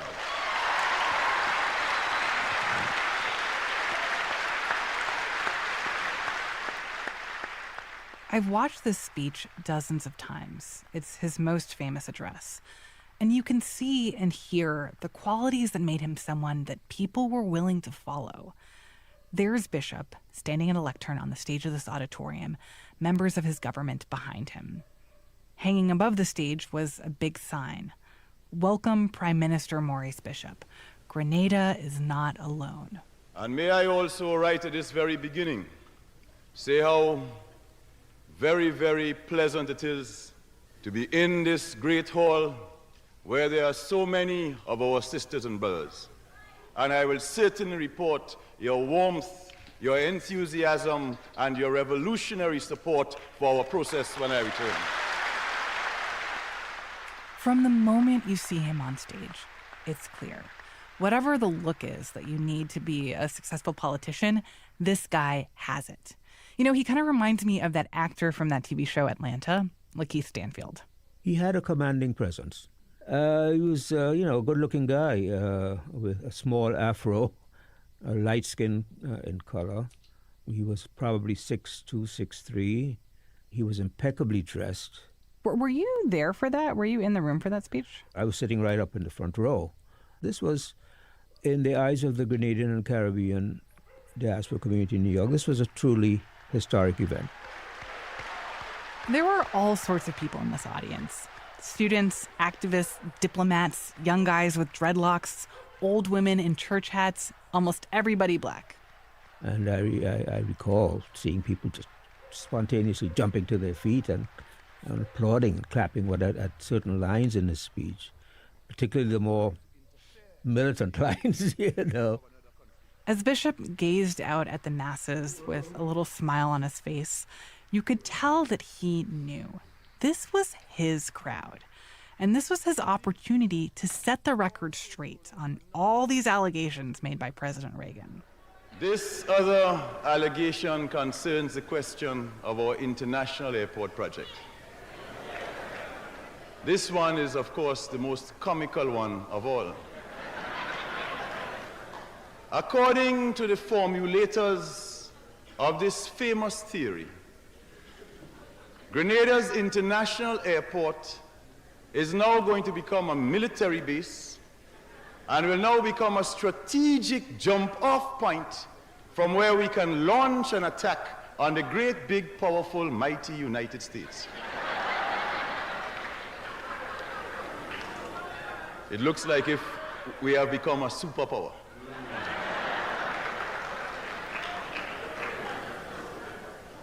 But the reality of the airport, of course, is well known to all those who make those statements. This airport is an ancient dream of the people of our country. Bishop explained that Grenada needed to increase tourism. There was an existing airport, yes, but the runway there was too short for any aircraft bigger than a prop plane to land. And yes, as Reagan said, this new airport was double in size. But the standard required length worldwide for any international airport was 10,000 feet.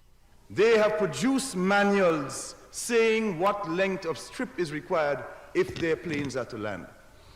So unless we born big and stupid, you can't expect us to put down a strip that planes that can carry people, normal jet planes, won't be able to use.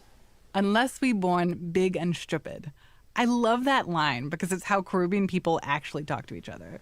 And therefore, what we want to do on the 13th of March itself is to open our international airport on that day. To have this room of people cheer like that for an airport, there is something else going on here. Because for the people in the audience, this wasn't about some big construction project. This was about Bishop, and it was about a revolution, a vision of what Black power could really look like. That revolution led by Bishop, it happened in 1979, 4 years before this speech. And there's a lot to unpack, which we'll do more in the next episode.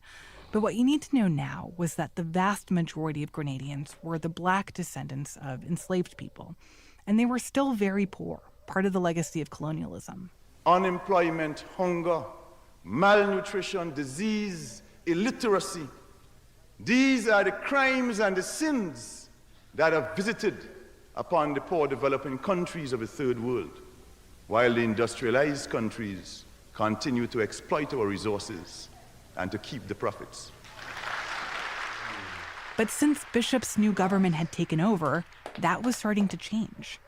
Rather than relying on food imported from other countries, Grenadians were growing more of their own food, investing in new farming techniques, increasing production and exports, raising the GDP by 25% in 4 years. And by this time, the experts were saying that is impossible. You don't have the resources, you don't have the management, you don't have enough tractors, you don't have enough trucks, you don't have enough engineers. You can't possibly do it. And then we gave them the secret. We told them that in a revolution, things operate differently in the normal situation. Grenada had also found friends who were willing to help, Cuba in particular. We see Cuba as part of our Caribbean family of nations. The Cuban president, Fidel Castro, saw Bishop as a son. Castro provided military support, but his government also sent over people to help Grenada, teachers and doctors and nurses, and yes, airport construction workers. Because of all this change, many Grenadians began to have hope for the future. The government started to provide free education and affordable health care. It wasn't socialist yet. It was developing. It was on a path towards socialism. Unemployment rates began to go down. Literacy went up. Poor people could now afford regular checkups with a doctor, which, as Bishop pointed out, was not the case in the U.S. And that, Bishop said, was the truth of why the American government was so worried about Grenada. Not because of an airport, not because of Cuba, not even because of communism or socialism, but because, in the words of Maurice Bishop, Grenada showed that Black people could do well for themselves without bowing to the power of the United States. They didn't need to play by America's rules to succeed.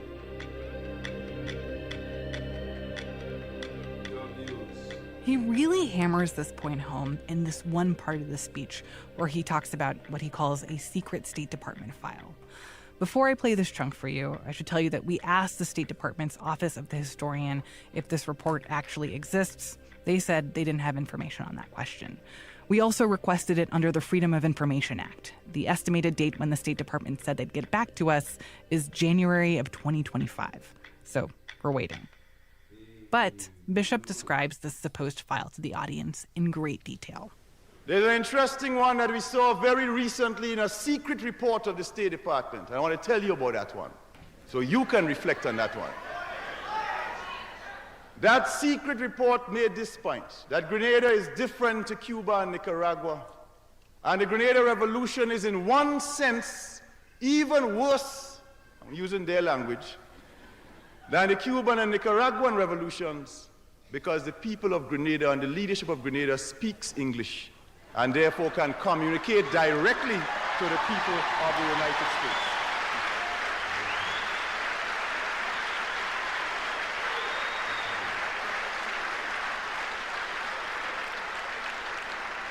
I can see from your applause, sisters and brothers, that you agree with the report.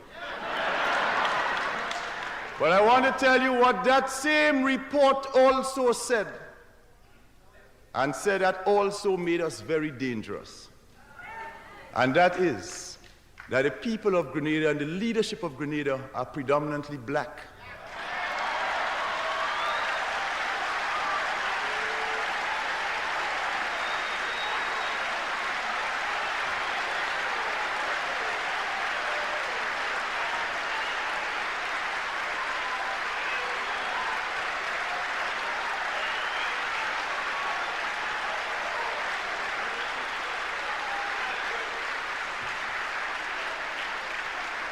They said that 95% of our population is Black, and they had a correct statistic. And if we have 95% of predominantly African origin in our country, then we can have a dangerous appeal to 30 million Black people in the United States.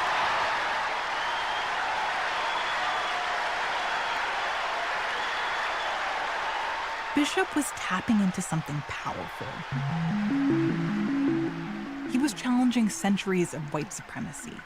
He represented what it meant to be a black person striving for something more and demanding something more. It's why Grenada meant so much to so many black people in the Caribbean and in America and around the world.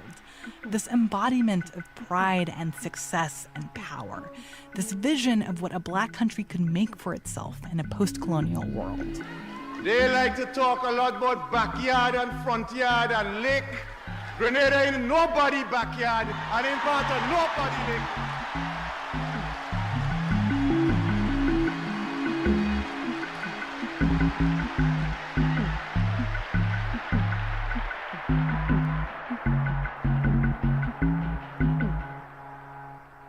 Four and a half months later, Maurice Bishop was dead. 17 Grenadians would be convicted for his murder. Yeah, October 1983 is when he was assassinated. Do you think it's accurate to say that Maurice Bishop was assassinated during a coup? Yes. It was a military coup. He was assassinated, cold-blooded. And not only him, there were a number of other ministers of his cabinet who were with him at the time. Horrible mistakes that led to horrible crimes. And exactly 1 week later, October the 25th, the U.S. invaded. And as I say, the rest is history. Early this morning, forces from 6 Caribbean democracies and the United States began a landing or landings on the island of Grenada in the Eastern Caribbean. We have taken this decisive. United States paratroopers have invaded Grenada with helicopter gunships. Our armed forces are engaging them in fierce battle.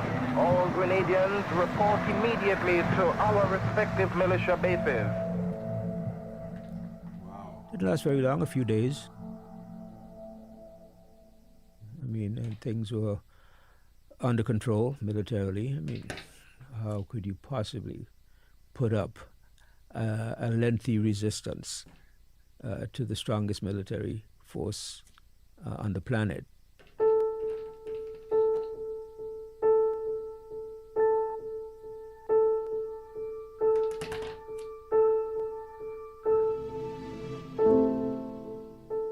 How soon did people realize, wait, these remains, nobody has them, nobody knows where they are? Yeah. It took a few weeks after things settled down, and I must say that the effort to find them and to bury them in a proper and respectful manner in Grenada is an effort that is ongoing. You know, there is no burial ground anywhere in Grenada at the moment where you could say, well, this is where Maurice Bishop lies. I mean, how much do you think about those families that have been waiting for 40 years to get some answers? I mean, it must just be horribly painful for them. This is a question that will remain hanging without an answer.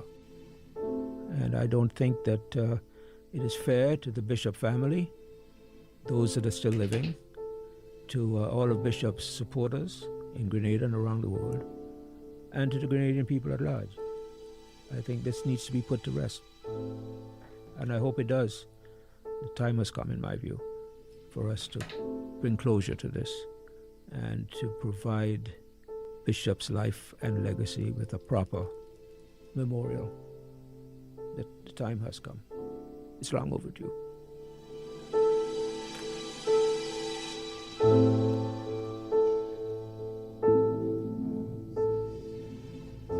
Next time on The Empty Grave of Comrade Bishop, we'll hear from some of those families, and we'll go back to the beginning of the revolution and tell you the story of Maurice Bishop's rise to power.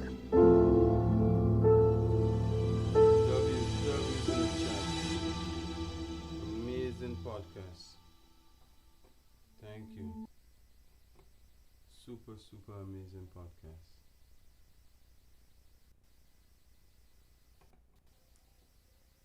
W's in the chat. W's. These are some of the bracelets I've made inspired by Grenada's independence. 20. Well, not bracelets yet. because I ain't finished them as yet, but you can see you can see the progress. Which one is your favorite? This is new. First time I've ever do anything like this.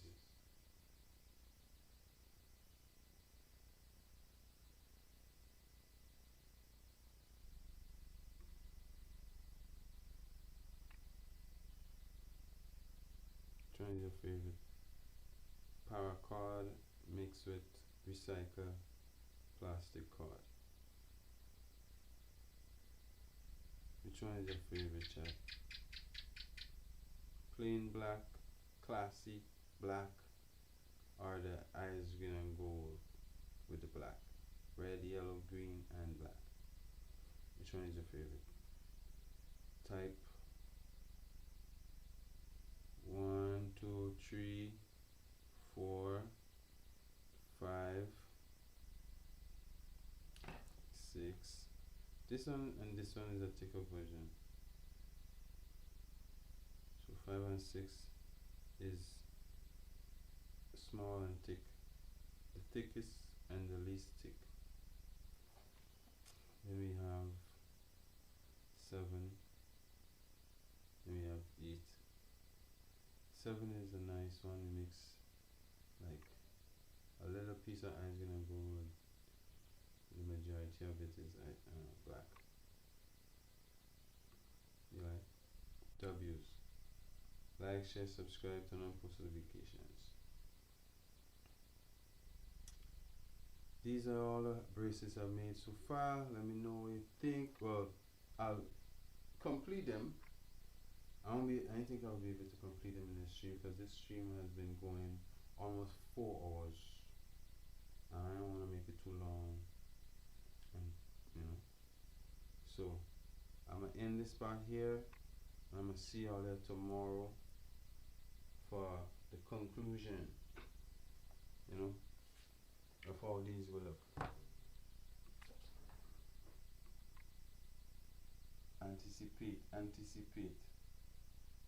Anticipate, chat.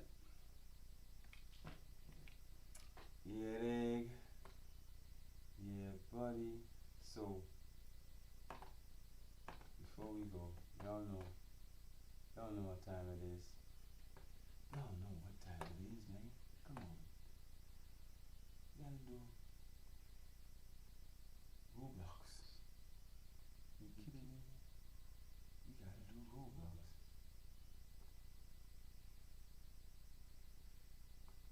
You gotta do Roblox.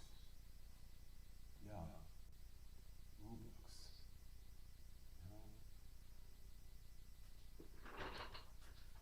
Yeah. Who's ready for the last stretch? Hopefully we have about 20 minutes playtime.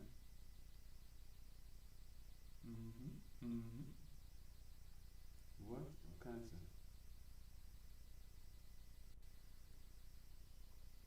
I was going to run Roblox player. I guess I was going to do the wrong thing because I was supposed to run the Roblox Studio. It'll load up soon. You'll play at about half an hour minutes of game time. Because after work, is play. We had to play a game inspired by Maurice Bishop. Y'all are thinking no, huh?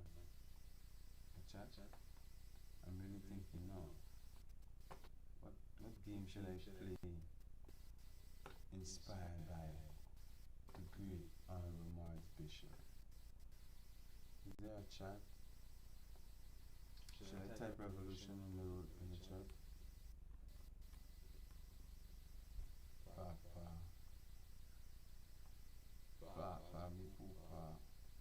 Attack of Titan. Attack on Titan Revolution. Napoleonic Wars. Revolution.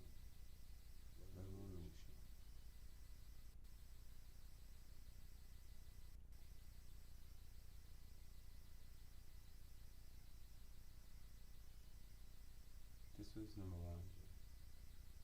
So let's see what it's all about.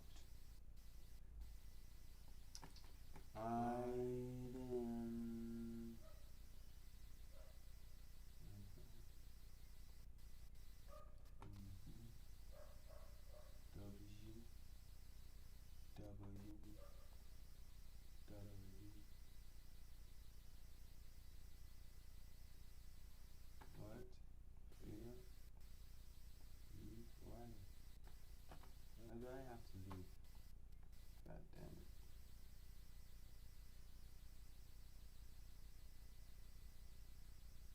Video description. Of course.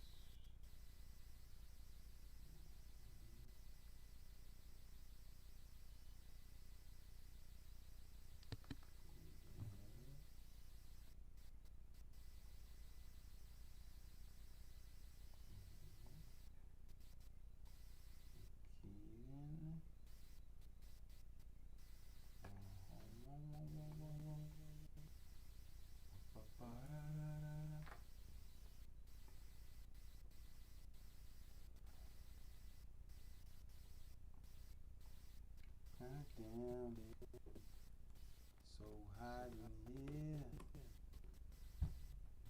God damn, so hot in here.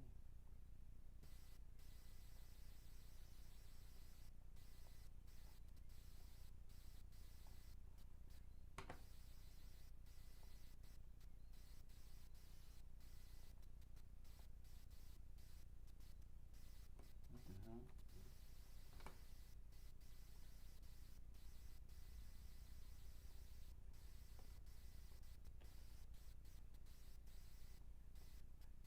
I am so high here.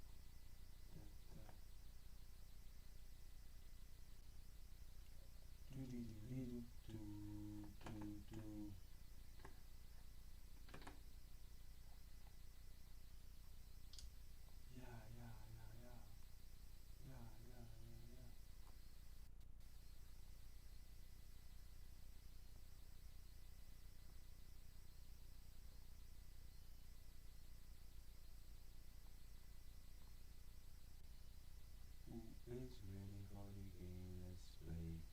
Who is ready for the game? Let's play. Others are kicked out of here. Gotta try here. Napoleon Wars.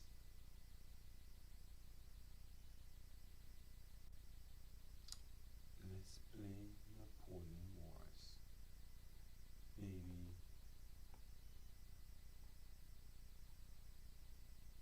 Baby.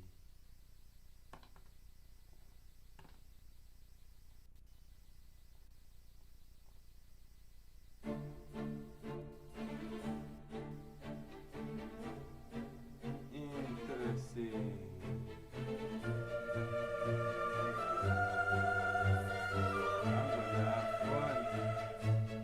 I'm ready, I hope you are.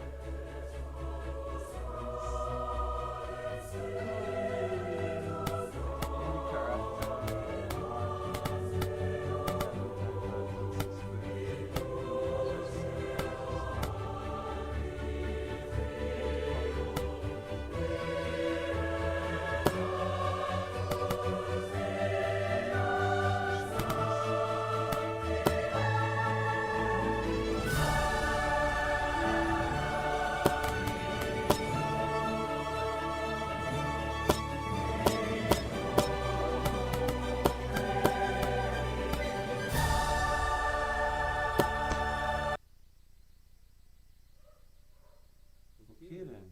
I don't even know what I pressed. That's crazy. Hey, by the way, I was vlogging. Let me see if this thing done. I should As it should. As it should. It shouldn't be vlogging at all. As it should.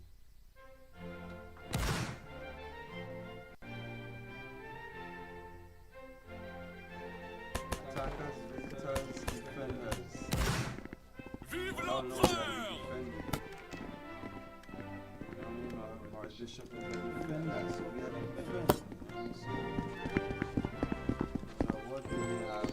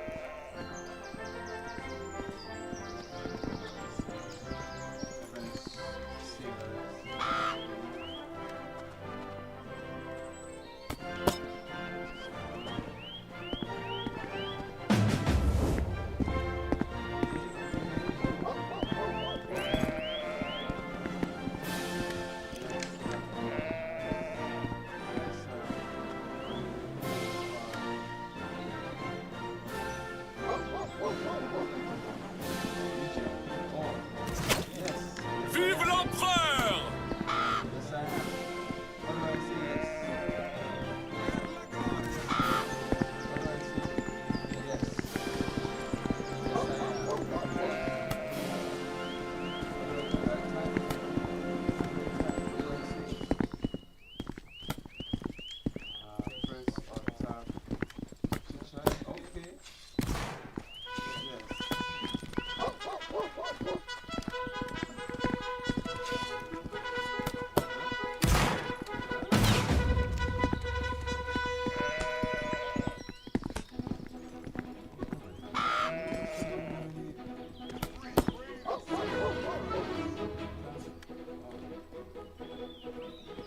Vive l'empereur! Vive l'empereur! Vive l'empereur!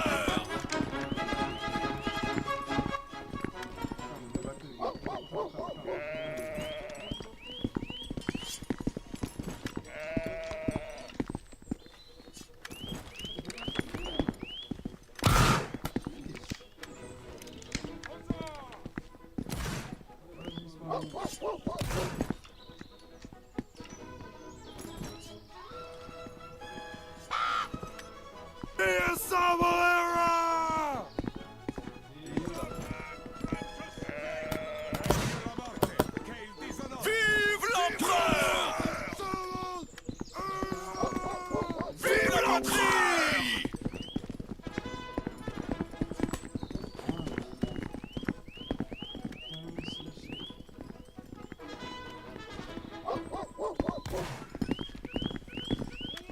Vive l'empereur! En avant! Vive l'empereur! Vive l'empereur! Vive l'empereur!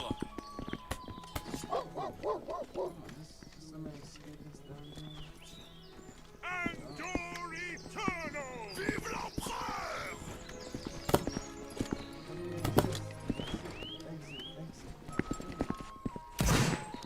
Vive l'empereur!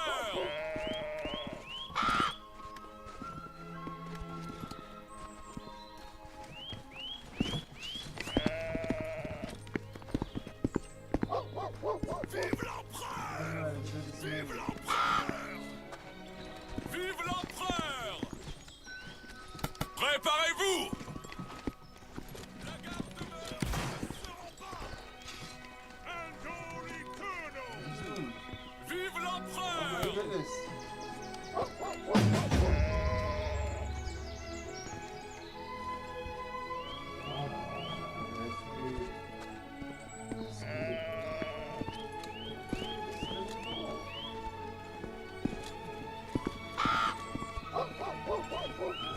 Vive l'empereur!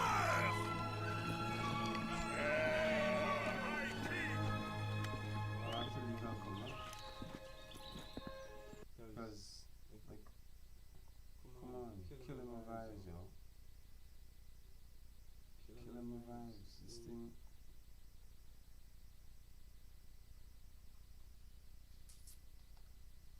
Come on, let's win a war, let's win a battle. Come on, man. Guys, like the video, sub up. If you're watching on Twitch, use Amazon to get more and more free. No ads on Amazon. So I'm gonna subscribe. Twitch, you can subscribe to get ads. No ads. So actually, what do you do? Click this. Right? Right.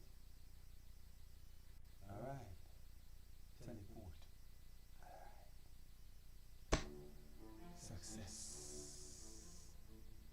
Defenders.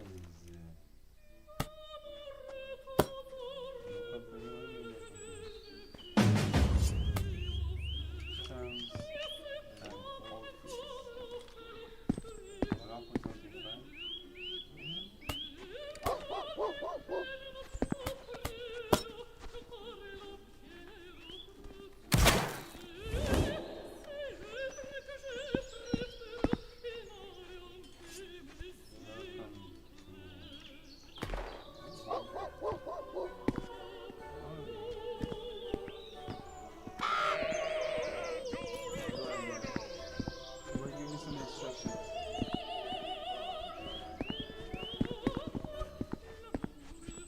Vive l'empereur!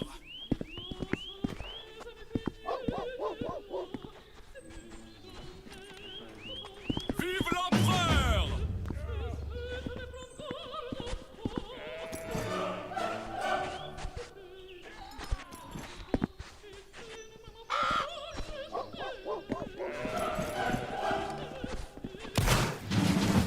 Endure eternal! Vive l'empereur!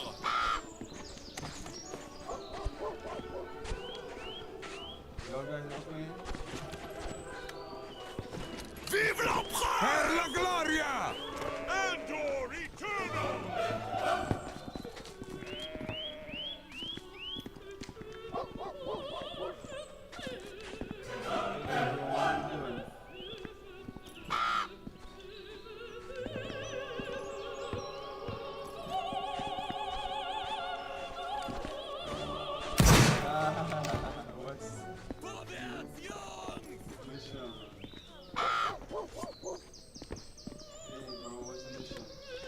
Vive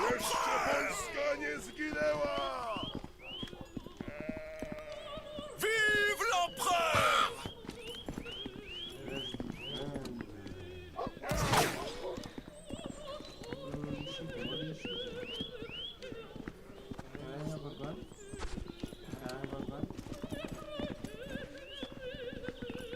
Per la gloria! Endure eternal!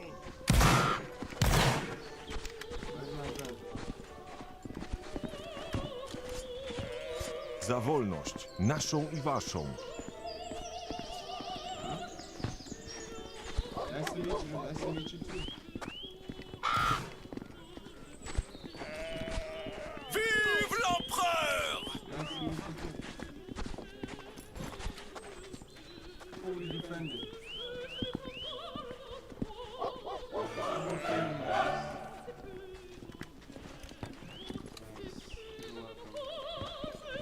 Vive l'empereur!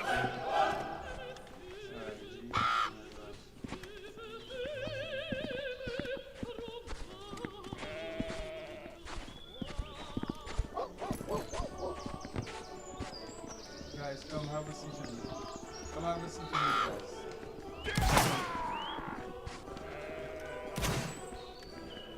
Come have a seat with me.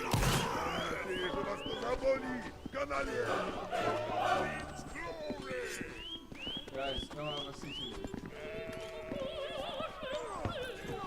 Come chill, guys. Come chill.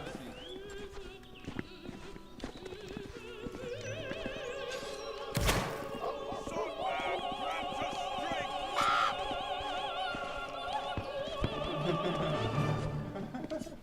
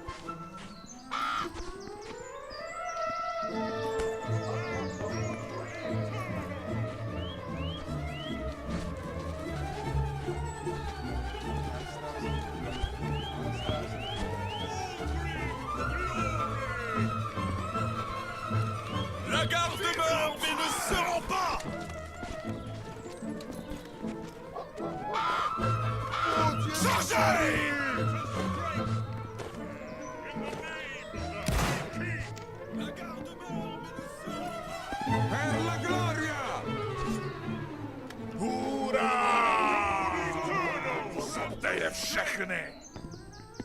Gloria a Marte! En avant!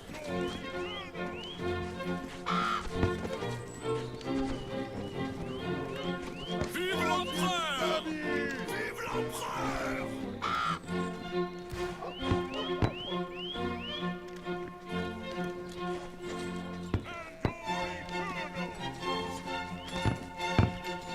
Vive l'empereur! La garde meurt mais ne se rend pas!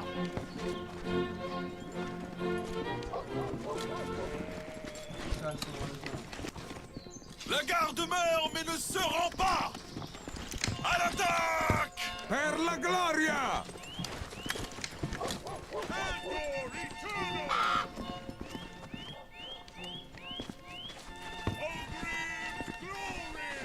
Bóg jest z nami!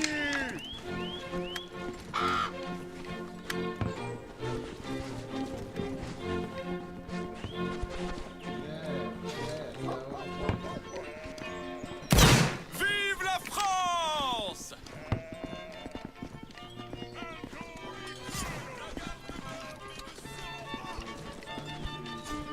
Vive l'empereur!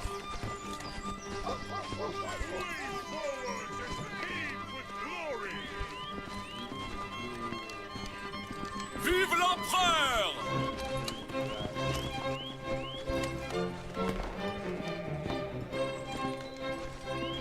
Préparez-vous!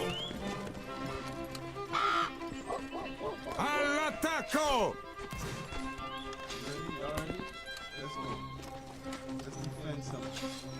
Vive l'empereur! À l'attaque!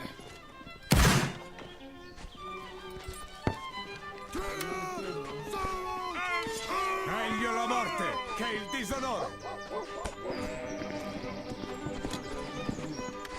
Vive l'empereur!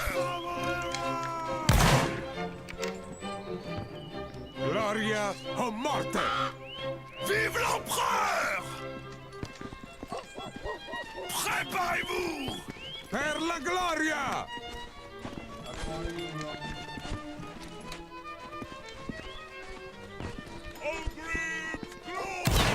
À la victoire!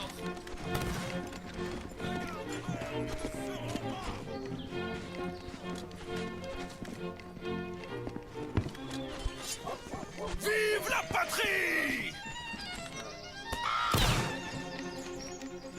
Vive la France! La garde meurt mais ne se rend pas! Vive l'empereur! Changez! Vive l'empereur! Vive l'empereur! Vive la France! Vive l'empereur! Soyez courageux!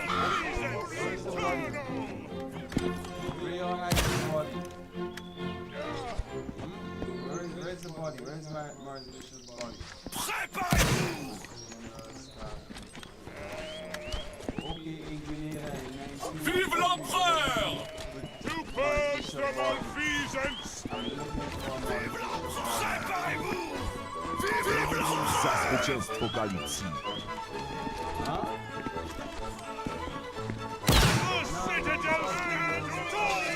Do boju! En avant! Vittoria! Iuris!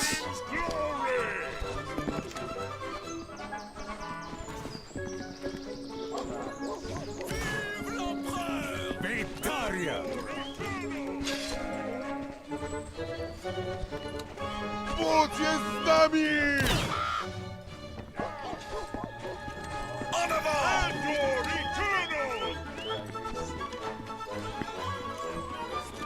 Vive l'empereur! Vive l'empereur!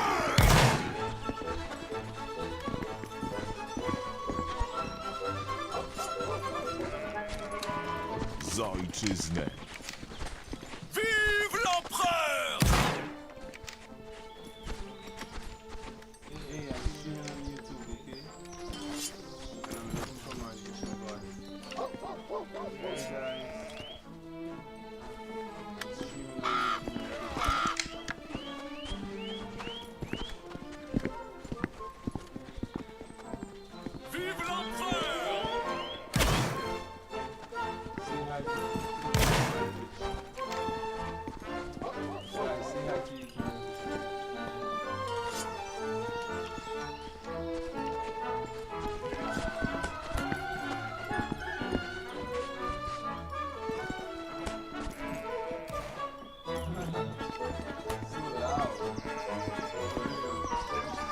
Meglio la morte che il disonore. Soyez courageux, l'empereur! Vittoria! Vive l'empereur! Vive l'empereur! Hurrah! Vive l'empereur! En avant! Vive l'empereur! Vive l'empereur! Vive l'empereur! Endure eternal! À la bataille! Vive l'empereur!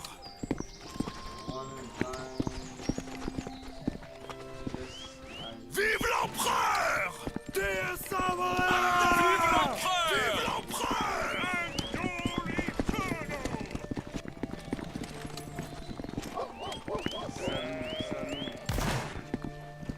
En avant!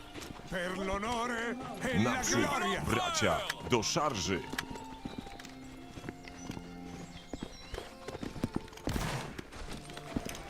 Per l'onore Vive e la l'empereur! gloria! Endure eternal! We forward this speed with glory! Vive l'empereur!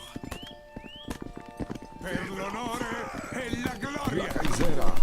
Dio Salo Era! En avant!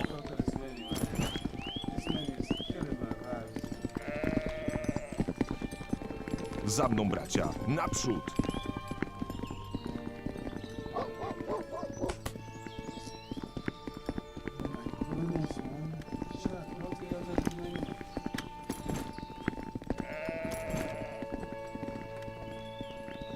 Sin de crece!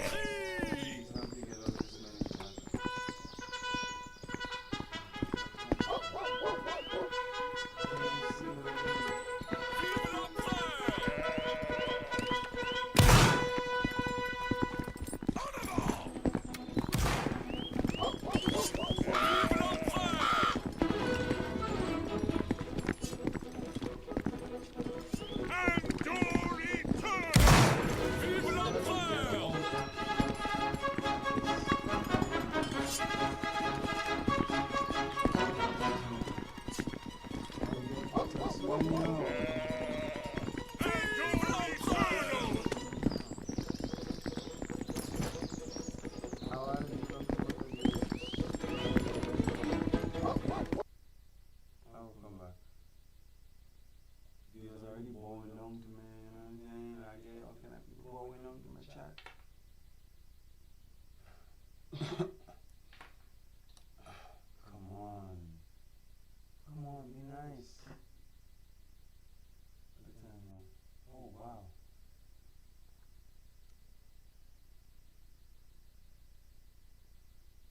If it happens again,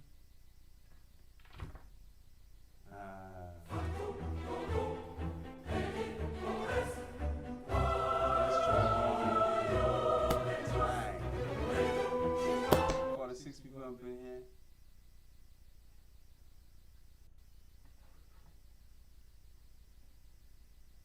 Request, start again, teleport, alright.